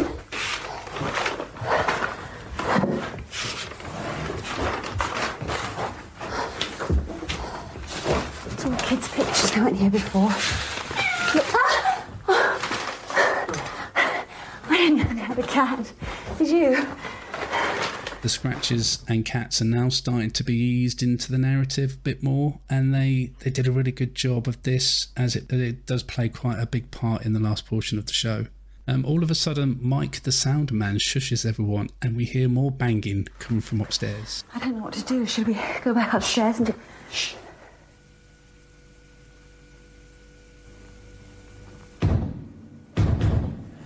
Upstairs. Children, come on. No, Sarah, stay where you are, please. Sarah, stay there, please. Don't go upstairs. Why?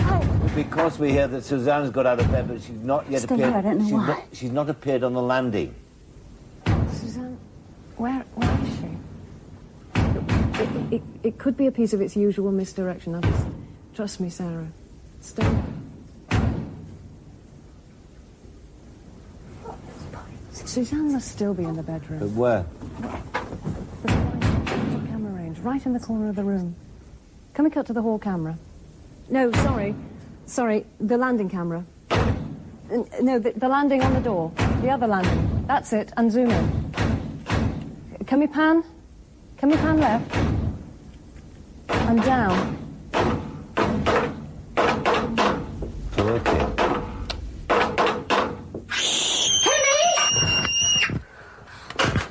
Come on. Gimme. Suzanne, are you okay?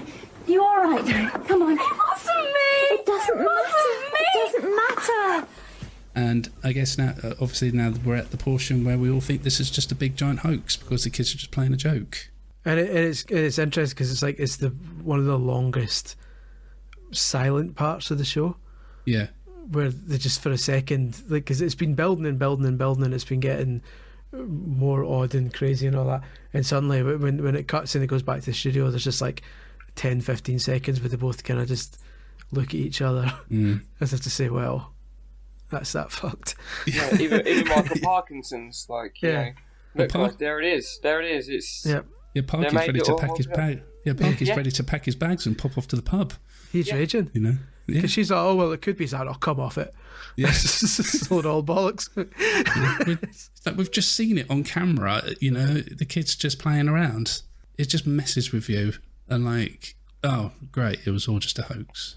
Well, that's quite extraordinary. We set out to catch a ghost, and sadly, very sadly, what we witnessed was a remarkable exposure of a hoax. Let's not be too hasty. Oh, come on, Doctor, please. We surely got to accept we I saw don't. it there. Look, this is an established pattern.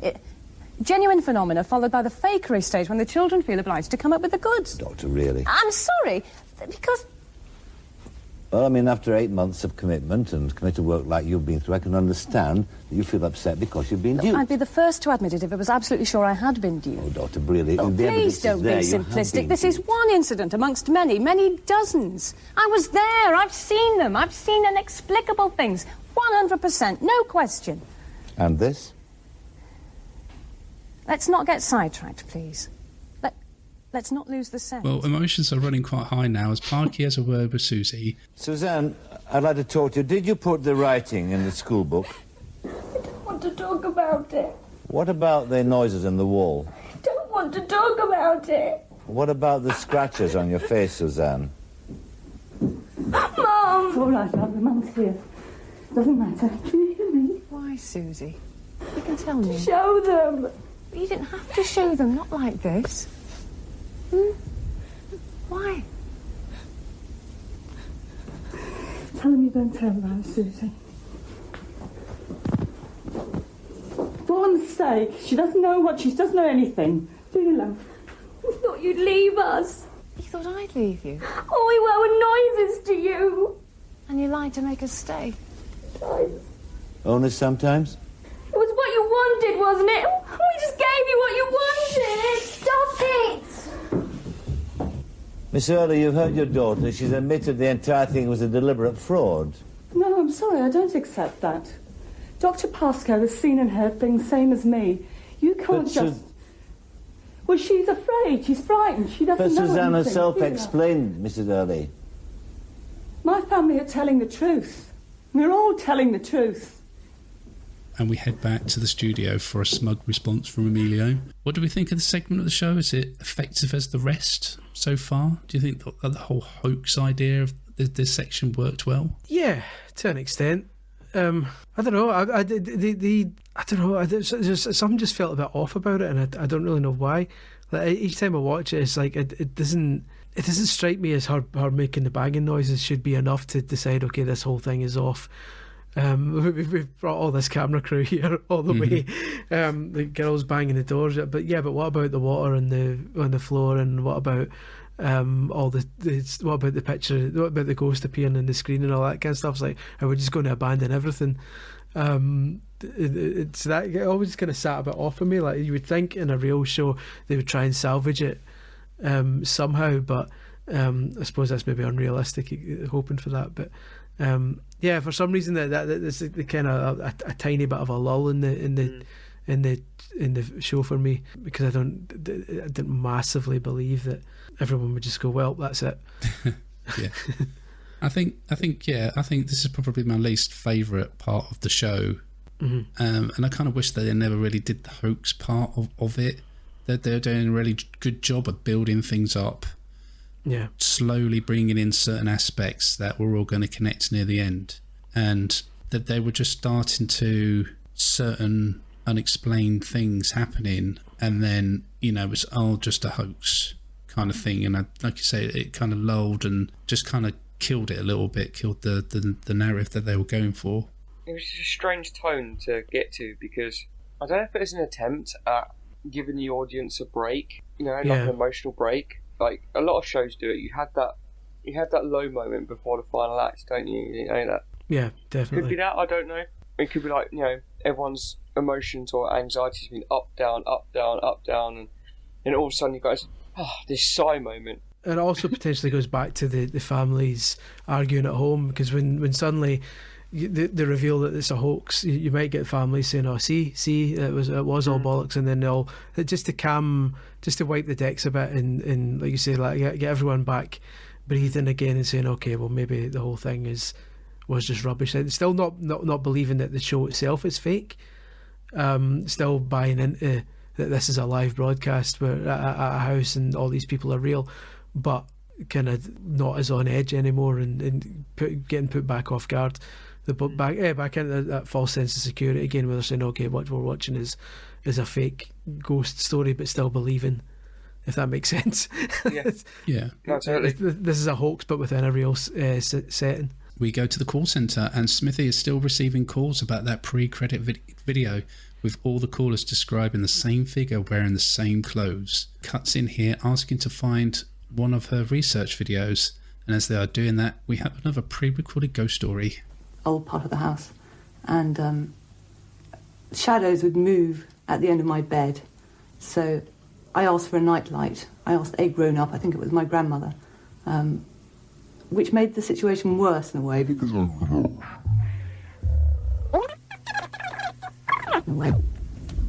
Can we just clear the set? And I love this section of the program, you know, because the way that the camera kind of pans and zooms, and then we see a crew member that we obviously shouldn't have seen talking to Parky and stuff like that, and it kind of reminded us of what we were watching, and it was just really cool scene. That ghost story bit terrifies me.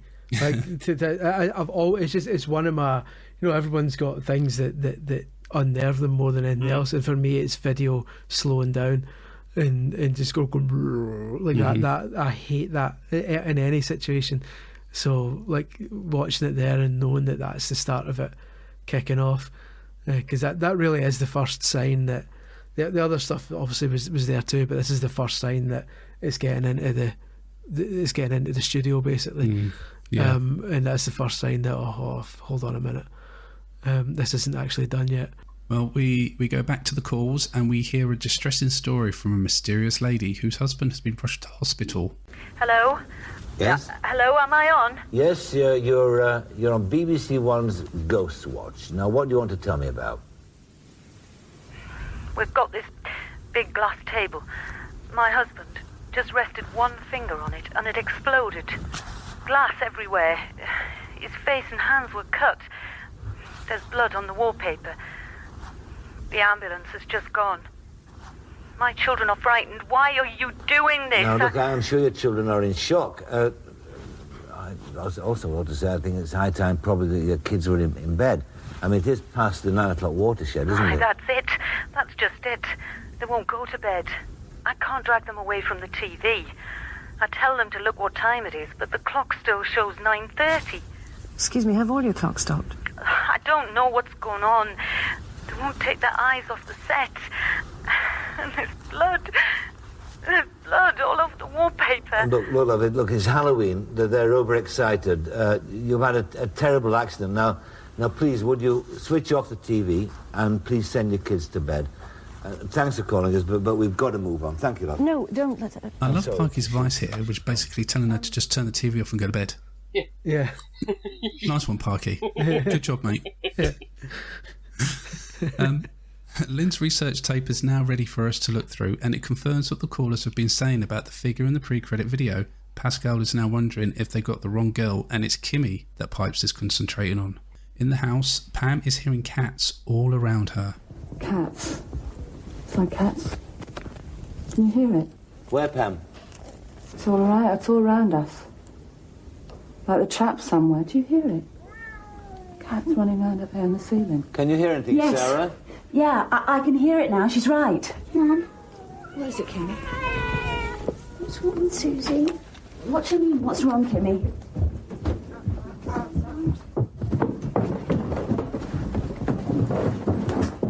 Suzanne? Suzanne, are you okay? It's all right, love. Oh, don't get upset, love. Your mum's here. Oh, dear God. Oh, it's an illusion. What do you want us to do? Sarah, What should we do? Sarah, you're all right. Get away from... No, Mum, they have to stay. They have to see everything. Sarah, it's all right. Don't worry. It's some kind of allergenic psychosomatic reaction. Could be self-mutilation. She could have done it with her own fingernails, you know. They're saying she used her own fingernails for this. Fingernails? What flaming fingernails? The stuff that we've seen already, there's been a few instances where, like I said, I've had a few chills through my body and hair standing up, but these cat fighting noises really get to me. Yeah. They really put me on edge, and it was the perfect sound to connect with the paranormal activities going on in this house. Cats have that inherent ethereal feeling about them. Cats are always part of folklore, aren't they? Always. Yeah. Because cats are the silent watchers. Cats are the patient ones. The people you trust. You know, it's clever, but also the sound of cats. You hear them outside. Everyone hears a cat outside at midnight or 3 a.m. in the morning. Sure, and that doesn't bother me as much. Cats' meows are almost like they've got that childish quality. Yeah. You know, that childish cry quality, or screaming child, or it's just weird. It's just so weird in that context. Yeah, it's a horrible noise. Like I say, Kimmy takes them upstairs, and we find that Susie is in her bed with fresh scratches all over her face. Pam is pissed. I wouldn't want to, be there right at that point. I think she might, have lamped him or something. Sarah isn't sure what to do, but she checks Susie's head and claims that she's burning up even though it's still quite cold in the house. So Sarah goes to the bathroom to get damp flannel for her, and it's here she gets quite the fright. Don't worry. I've seen it before. It will subside. Feel her temperature. She's burning up. Don't touch me. It's like a meat locker in here. It's so cold. But I can't move because she's in agony and she won't even let me touch it. What do you want to do? Well, yeah, get a flannel and get some water. Yeah, come on. We'll get out of here. Come on.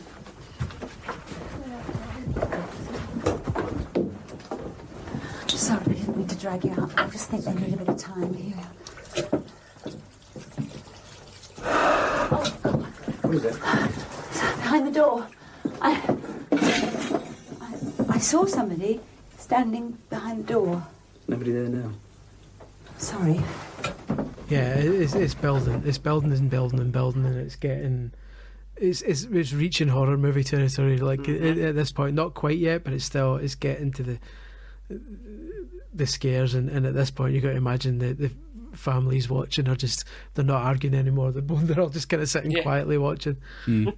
And it's here that Parky interjects, and yet again another one of my favourite parts to give the realism of this, live broadcast, and reports that they are delaying the advertised programme and staying with the house for as long as necessary, like you would with a sports programme if they went into extra time or and such. It was all things are now starting to happen. We don't want to leave from our advertised end programme, so we're sticking with it, and it was a great touch. Lynn is now convinced that Pipes is concentrating on both the girls, as Kimmy is creating the energy while Susie is directing violence onto herself. Parky is still sceptical and claims she doesn't know what's going on, and this is the first time that she kind of agrees. Yeah. Seeing this uncertainty from the studio and the way that they act it really make you feel like you wasn't watching a programme anymore, but you was just watching people just kind of get through this experience. It's an interesting one to watch. I'm lucky enough that I've watched this a couple of times with an audience, because I used to pre-child I used to do film Have a screenings. social life. Yeah, exactly. I used to do film screenings in London. Then when I moved back to Scotland, I used to do them in Edinburgh. And once in London and once in Edinburgh, I did a screening that I had Ghostwatch. It was like a Halloween screening. So there at least like 20 people one night and 40 people the other night, I think it was. So it's cool watching it with an audience because you can hear them reacting. And that scene where she's giving her theory and Parkinson says, you don't really have any clue, do you? And she pauses and she goes, no, I don't. And there's a nervous laughter that goes. It's like people laughing at how she just gives up.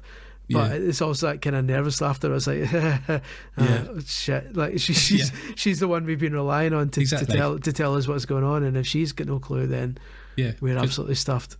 But she's always, up to this point, always been the one that's been quite clear.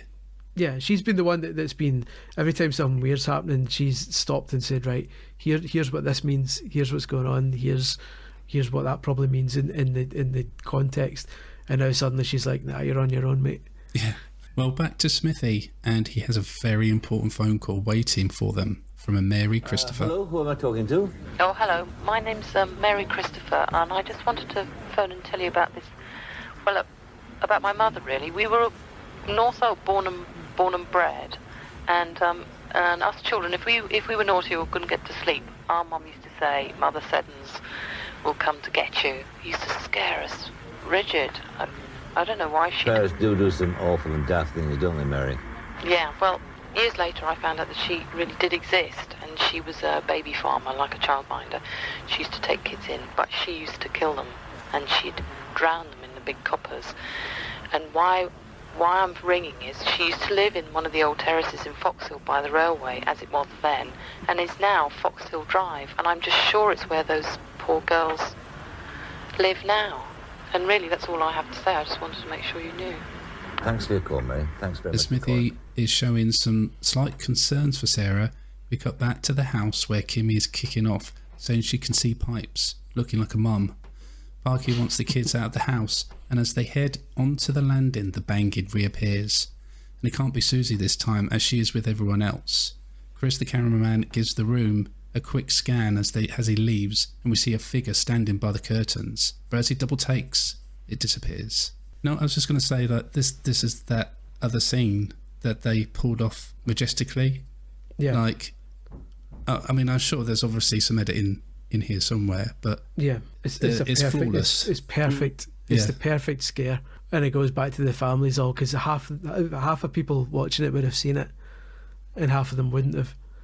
And it all, like, the cameraman is your eyes, because the cameraman sees it, because he pans back and quickly goes back and zooms in on the curtain and it's not there, so you know the cameraman saw it and swoops back to say, was that, and doesn't see anything. So it's perfectly filmed, because by this point, and I've not really been mentioning them and keeping track of them here, but by this point we've seen pipes 4 times by this point. And I can kind of, at the end, we can kind of go through the list. But by this point, he's appeared 4 times. It's either been subtle.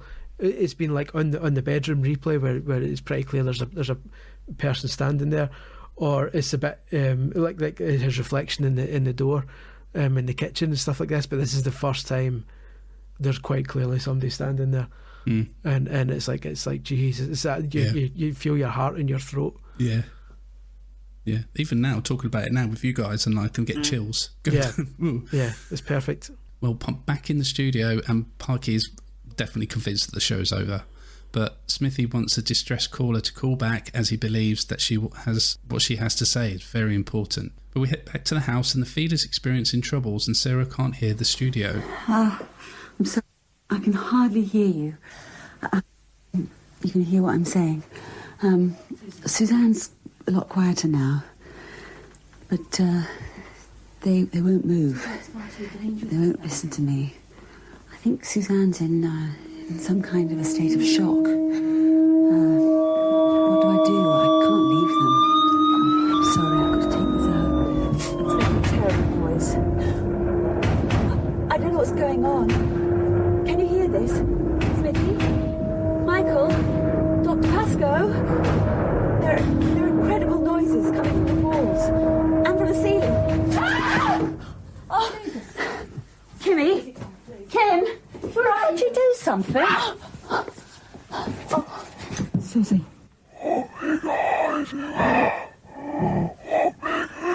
Stop it! Stop it, Susie! Suzanne, you're coming with me. Suzanne? You're coming... Suzanne? Listen to me, Susie. Susie? Can you hear me? Suzanne, do you hear me? Yes. Yes. Get out. Get out if you don't want to be here. I don't care. You just mess things up. You mess everything up. I hate you. Now, I guess watching it, it was a bit, oh, well, like the picture flow off, someone poked a pencil through the wall or something to do that, and whatever else. But that scene with Susie speaking, with Pipe speaking through Susie like that. Yeah. It's like, Jesus Christ, Yeah, that's just carnage at that point. And people going into it fresh, not knowing what to expect at that point, are just like, fuck this. And we're saying about the family's acting not being that great, but I don't know, like where Susie's eyes were just wide open. Oh yeah, at that point, brilliant. And the way that she moved her mouth, I guess, the overlay of Pipe's voice over Susie's was yet again perfect. Yeah, it's horrible. It's a horrible image. It's really well done. And by that point, it's like, we're this is fucked. This is no hoax. There's no point at any point now where and people who believed it are in. Nobody at this point is like, well, maybe this could be explained by. Yeah. There's no more skepticism at all. No, it's all done. But throughout all this, Kimmy has gone missing, and as Sarah searches the house, she finds the kitchen taps are just running, and her teddy is in the washing up bowl.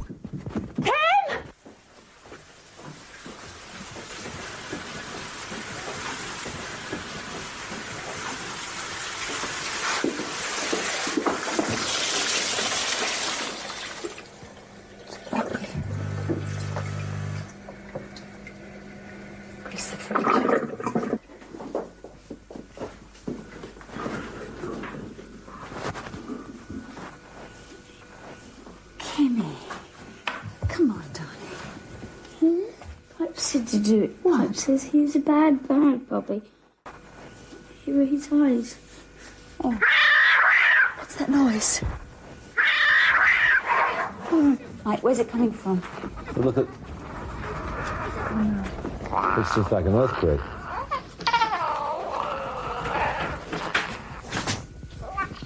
Mike? It's in here. It's in the glory hole. Can you just stay back over there, darling? Stay over there. Yeah.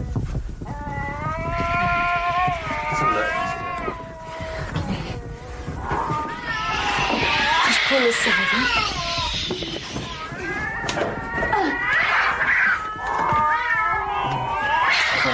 Shall I get you one out of the kitchen drawer?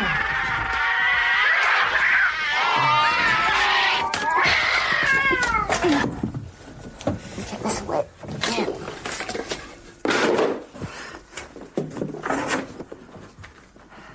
And like you say, it's carnage, but the carnage is just getting even more. And you really, at this point, just don't know what's going to happen next now, do we? No, especially when that door slowly opens and you get a really subtle glimpse of Pipes inside. Yeah, that was going to bring it up. You see a tiny bit of his shoulder and a head, and that's it. That's all you need. And then the camera's gone. Boom. Yeah, perfect. and that was really the perfect moment, like when they took those barricades off. And then it was just silence, wasn't it?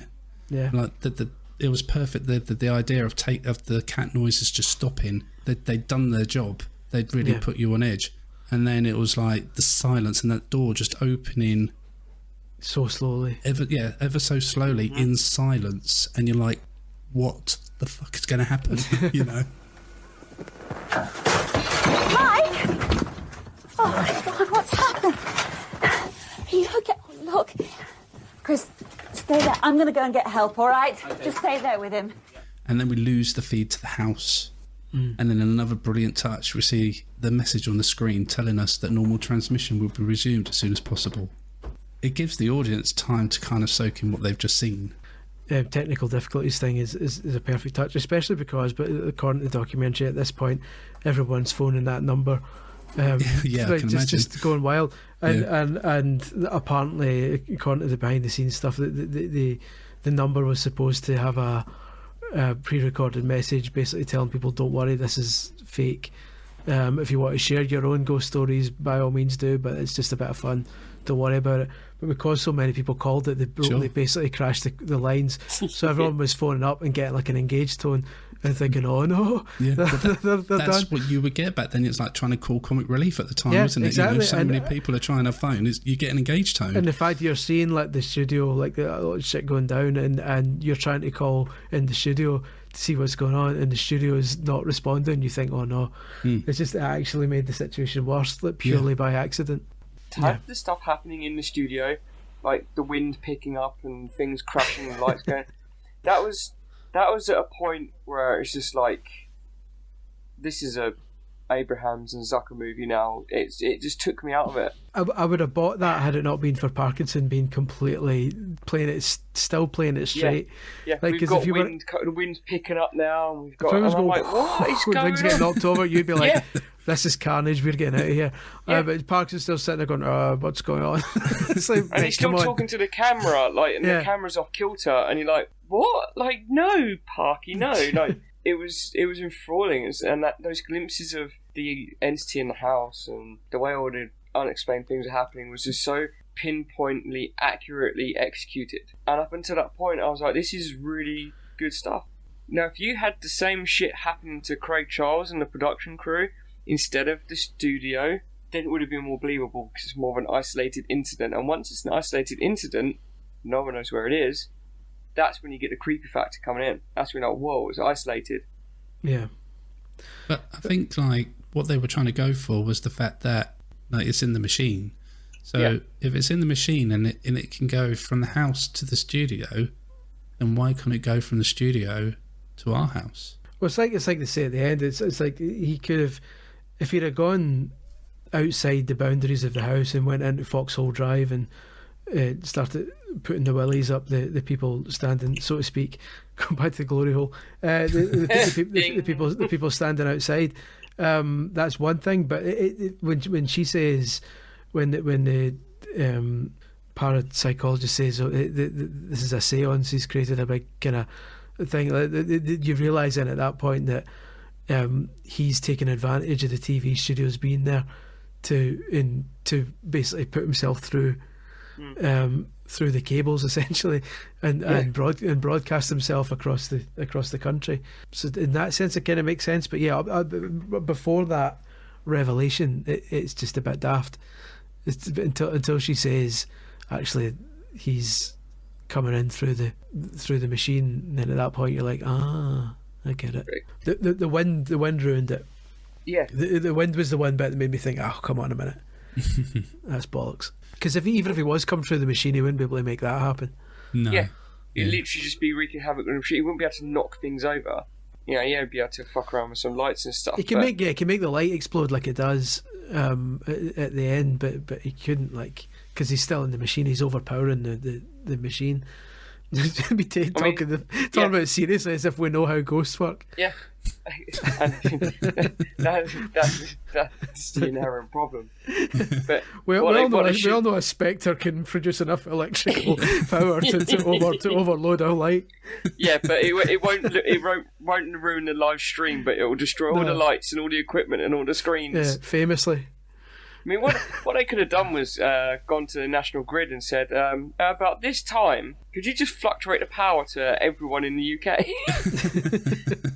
Fully immersive experience. Yeah, for free. Well, after all that's happened, we get a strange section with Craig Charles and Alan Demescu, the tech guy, and both claiming everything seems normal and calm in the house. Craig appears to be unsure whether they are alive or not, but it gives the impression that we shouldn't be watching them. We see Craig push a trick-or-treater before we regain connection to the house, which was like, all right, mate, blimey.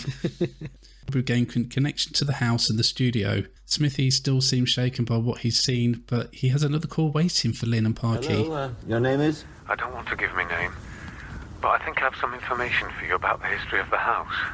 Well, what do you know about it? Well, we've been into all that. We've got the deeds and searches going back to the year it was built, and the history of the site as far as the Doomsday Book and the ley lines. Do you know Mr. and Mrs. Sellers? Yes, they're on our list of tenants. They lived there in the 60s, I think. Did you know they sublet a room? No, I didn't know that. Being illegal, it wouldn't be on the official records. The lodger was their nephew, Raymond Tunstall. How do you know him? Why are you calling, sir? I worked as a social worker when he came out of psychiatric hospital. He had several convictions for molestation, aggravated abuse, abduction of minors. He should never have been let anywhere near any community. He was a very disturbed man, in my opinion. In what way? From the time he moved to Foxhill Drive, he developed paranoid fantasies. He used to tell me there was a woman on the inside of his body, taking over his thoughts and actions, making him do things he didn't want to do. He started to wear dresses. The delusions got so bad, there was only one way to escape them. He took his own life. That's why I called. When I was sitting here watching the TV and... Hello? Are you still there? If you are, please go on. Hello? Tunstall hanged himself. He tied wire around his neck to a lathe and switched it on. Did it where he kept his tools, under the stairs. His aunt and uncle were on holiday. It was 12 days before anybody found him. They heard the cats screaming. He had about a dozen cats. The cats were locked in, of course. And of course, 12 days, they got hungry. They got to work on his face. That's the twist, basically. Even though it probably isn't massively clear to some of the people watching, but that's basically the revelation as to who the ghost is. Yeah. At that point, so at least that one's grim, but at least it serves a purpose. Like the dog fetuses and the dead babies don't serve any purpose other than if makes people really uncomfortable when their kids come home from Halloween and are allowed to watch the TV for a wee bit longer, and then they hear that. But yeah, this one at least is like, okay, well, this is why this ghost is fucked up, because it's literally a man who's been eaten by cats. And certainly like later on when you, well, not you get to see it in the show, but when you do research after it and see the makeup that was done, and you can see his eyes all scratched out, and you go, all right, okay, that makes sense. Well, Parky is still sceptical about everything that's going on, but then despite it blowing a gale. Yeah. Do you know what? At this ending scene, I was expecting Parky just to be floating along the ceiling going, oh, I picked the wrong week to quit sniffing glue. But Lynn has noticed something strange about the house feed, claiming it's in the machine. What is happening out there? I don't know.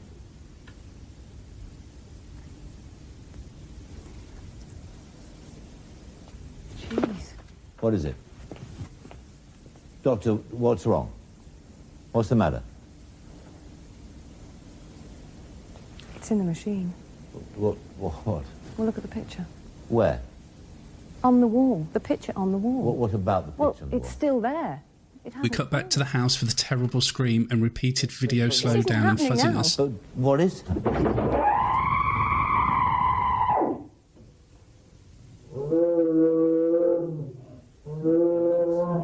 Was what you wanted, wasn't it? We just gave you what you wanted. We're not calling the shots anymore. Stop it! We're not calling the shots anymore. Of course we're calling the shots anymore. We don't be silly. There's a wind in the studio. Ever heard of a wind in the studio? What service do we have tonight? I don't understand. Jesus, Michael, we've created a seance. A massive seance. Where are we now? What's this? This could be live. Is this happening outside the house? I think it is. It's Mike, I think.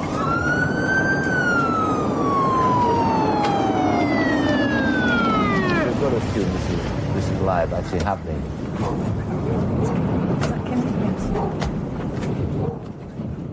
We see a wind. I hate that bit. Why? Oh yeah, because you just don't like that kind of... I don't like slowed down stuff, so the bell goes, stop it, stop it, stop it. Yeah. Oh, I hate that bit. That was horrible, wasn't it? Yeah. Lynn claims that we have created a massive seance, and we see Mike the cameraman being carted off to the ambulance. Parky is unsure whether this is live or not, and as we see a police car arrive, Kimmy is seen to be outside running to her mum. Sarah and Susie's location are unknown, and then we cut to the infrared camera.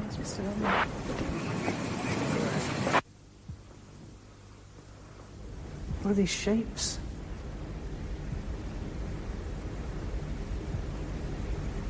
Where are we? What are we seeing here?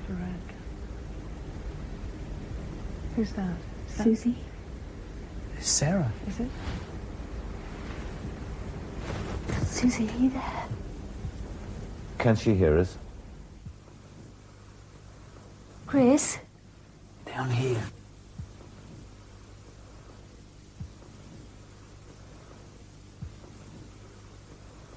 Where are you? Yeah. Oh, down there.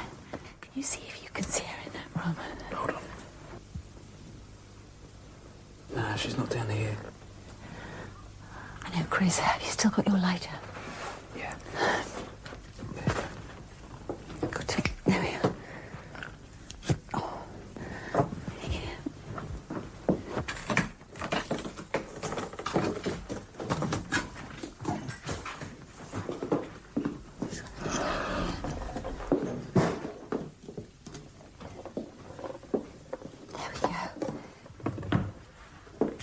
For you. Is that okay? Yeah, hold on. Mm-hmm. Chris, look. They are searching for Susie in the house, and as we hear her call in, the wind picks up. And as Sarah tries to open the door, we hear Susie saying, "He's hurting me," and calling for help.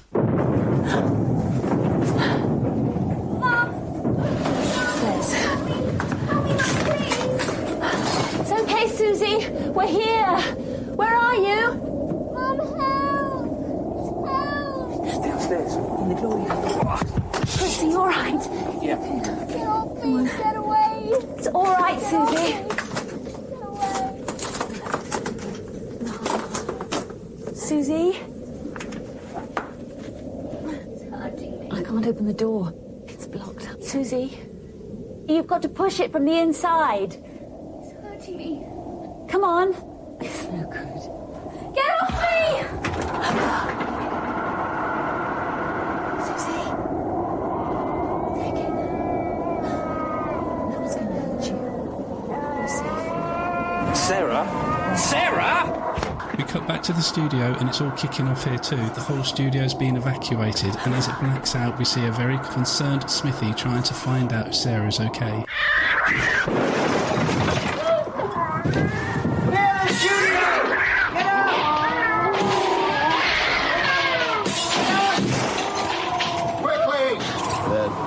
People are leaving the studio now. Lights are going all over the place. No, I'm not going. I'm not going. Get the link back. Get the link back. Somebody can get the link back. Studio. No.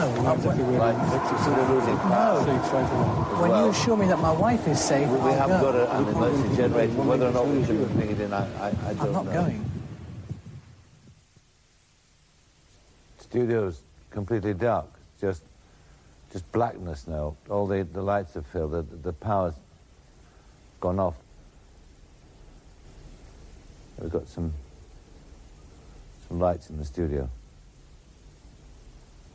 I don't know. There's cameras, but I don't know which one's working. I mean, there are no cameramen. I mean, it's difficult to know, even if anybody's still with us. But if they are, this is the scene in this studio, this totally deserted studio. So, I loved it. I love the fact that at one point they just go, look, you know something? Let's just go wild, because they've been building this pretense all the way through up to this point that this is believable, and they know that the credits are coming up at the end, So at the end, it's going to be revealed that this is all a load of bollocks anyway. So anyone who's still bought into, or so they thought until they realised later.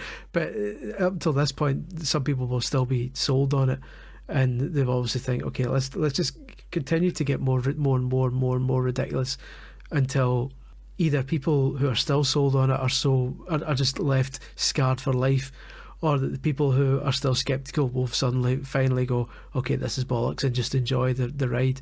But I think it's amazing. Like I say, the paper blowing is the only bit that I thought was a load of bollocks. But and the fact that you really get to hear what Parkinson says at the end, because he says something like, you didn't think I was telling the truth about Molly, whatever the person's name is, did you? Because the guy whose pipes thinks he's possessed by, thinks he's been haunted by a ghost from the 1800s or something, and Parky makes a reference to her, but you don't really hear it that well. It's similar to the tape at the start, you can't really hear what's being said, so that ruins it a bit, because that's the twist and you don't hear it. Yeah. But then obviously salvages it with the round and round the garden patter.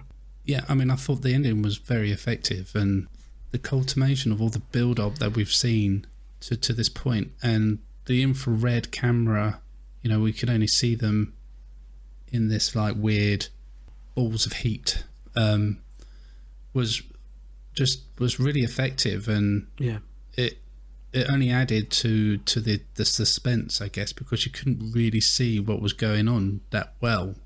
Yeah. And then it kind of cut into the real camera, and the way that door just slammed shut when Sarah left, and you're like, shit, she's gone, mate. That's it. No more Sarah Green. I was like, no. And it's it was spectacular. And I know, like what you guys are saying about the studio and everything else wasn't that effective. I think, like Chris said, if they didn't have the wind in the studio, I think it would have worked a lot better. Yeah. And the ending with Parky, I thought was really good. I thought it was like a really effective way of ending the show, with Parky doing what he said. Yeah. And then those cat noises just kicking in right at the end. Especially because it's the only time where Parky breaks character the entire time. Yeah, because he's been so sceptical up to that point, hasn't he? So sceptical, with everything. and even when Carnage is going around him, he's like, oh, well, come on. And right at the very end, he turns evil, and you're like, oh, Parky, not you too. Yeah. You were the only one left. Sure. And you're gone not as Uncle well. Mike. That's why you employ these people to be that lovely person that turns bad at the very, very end. Yeah. Great ending to a program that I think will always live on for many reasons, and something that we just couldn't get away with today. It's a bit of a shame, really.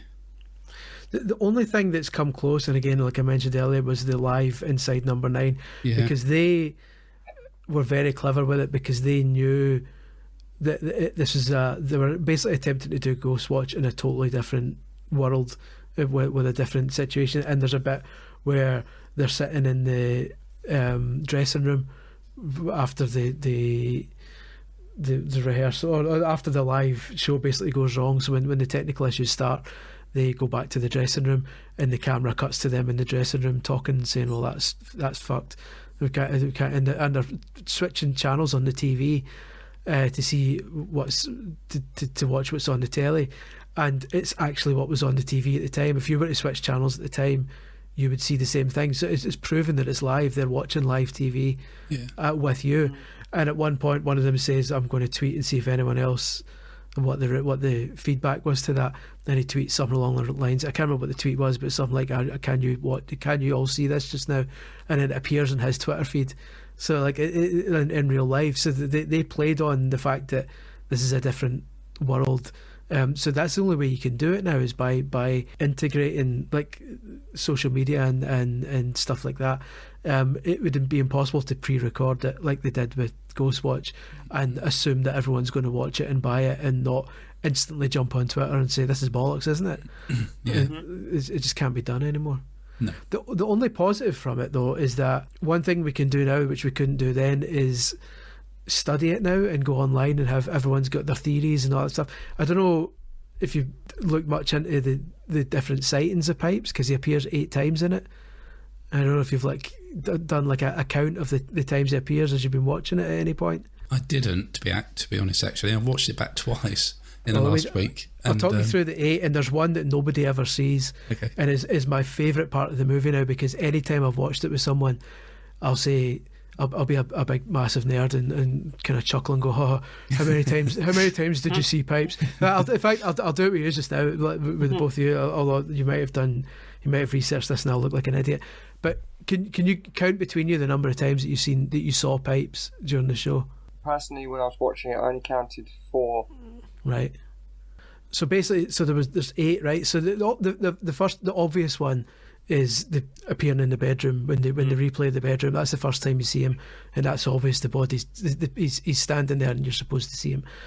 The second time is when they're playing one of the reels, one of the audio tapes in the studio, and it's not the one where the camera's focusing on the tape, but the one when the camera's focusing on the paranormal investigator, and the lights go down and you can see him standing behind her, his silhouette's kind of glowing behind her. That's the second time. The third time I'll get back to, because that's my favourite. You see him in the kitchen window when Sarah looks down at the kind of when the cat gives her the jump scare and she stands up, he's standing outside, and you only briefly see it for a split second. Then there's the curtains one, which everyone's supposed to see. You see him in the glory hole, obviously, for a split second when the door opens. When the door slams at the end, there's like a bit of static, and you see his face in the static. If you freeze it, that's one of these ones you have to freeze the DVD, because you see it for a split second, but it's his full face covers the screen.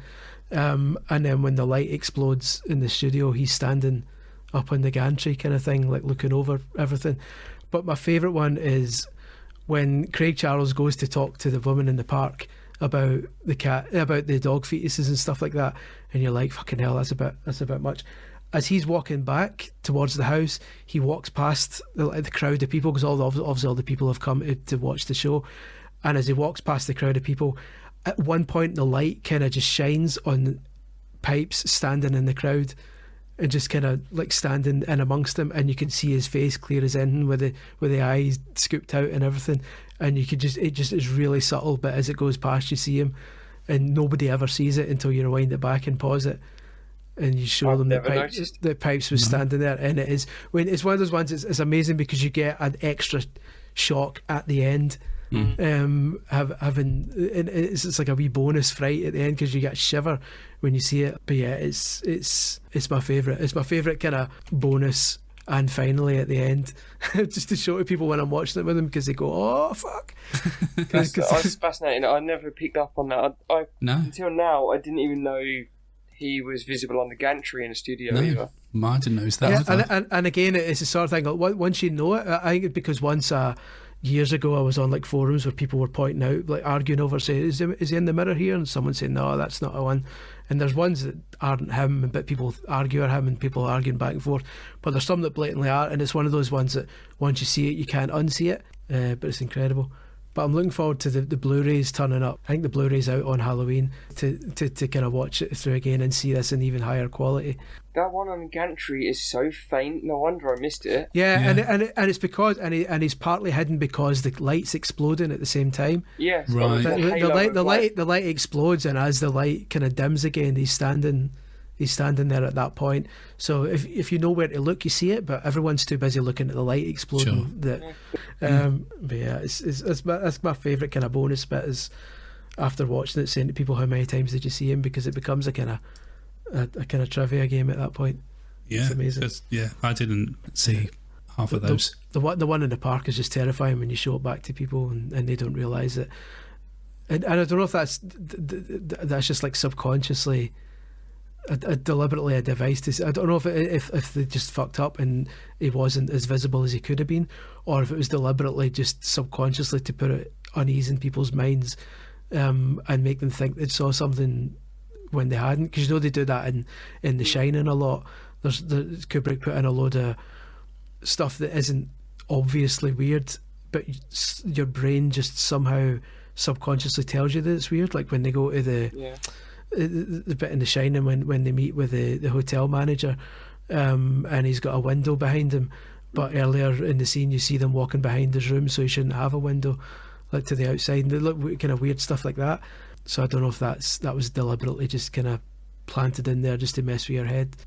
Chris, as always, it's been a pleasure, mate, and I appreciate you taking the time to come and discuss Ghostwatch with us. Hopefully, No, thank you very much. You know, I mean, it's pretty clear, hopefully by now, that I'm a massive fan of Ghostwatch. So any excuse to come and talk shit for hours about it, I'll take it.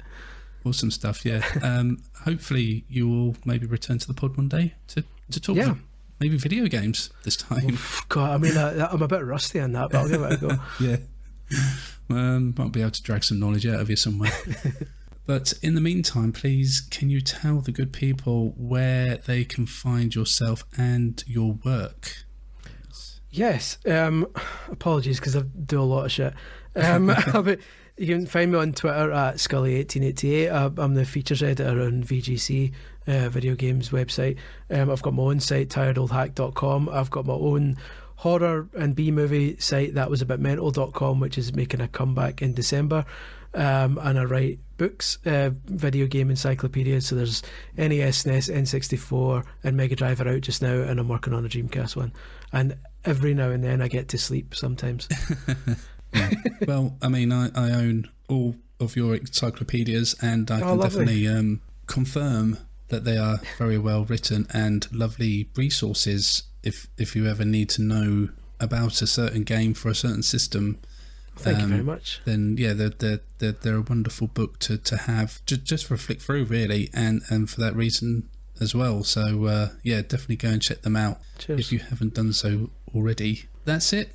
We've survived Ghostwatch. We've made it through, and thank you as always to everyone for joining us. And if you've enjoyed the podcast and would like to support us, then we do have a coffee page where you can give us a one-off tip, or if you're feeling kinder, a monthly tip starting from £1. Massive thank you to all that have done so. You're all legends. And if that is not right for you right now, you can support us by giving us a review or rating on Apple or Spotify, and you can find the links in the show description. Please do go and check out our website where you can find links to the coffee page, our entire back catalogue, and some articles that can be found at thewolfiepod.com. Chaps, it's time to say goodbye. Goodbye. Bye, guys. Thanks for that, Jason. Much appreciated. If you're still there, Chris, have you got Jason? I'm still here. Jason? I can't tell if he's. Look, I don't know. I can't see him. That's really odd. What's this on my show notes? Round and round the garden, like a teddy bear.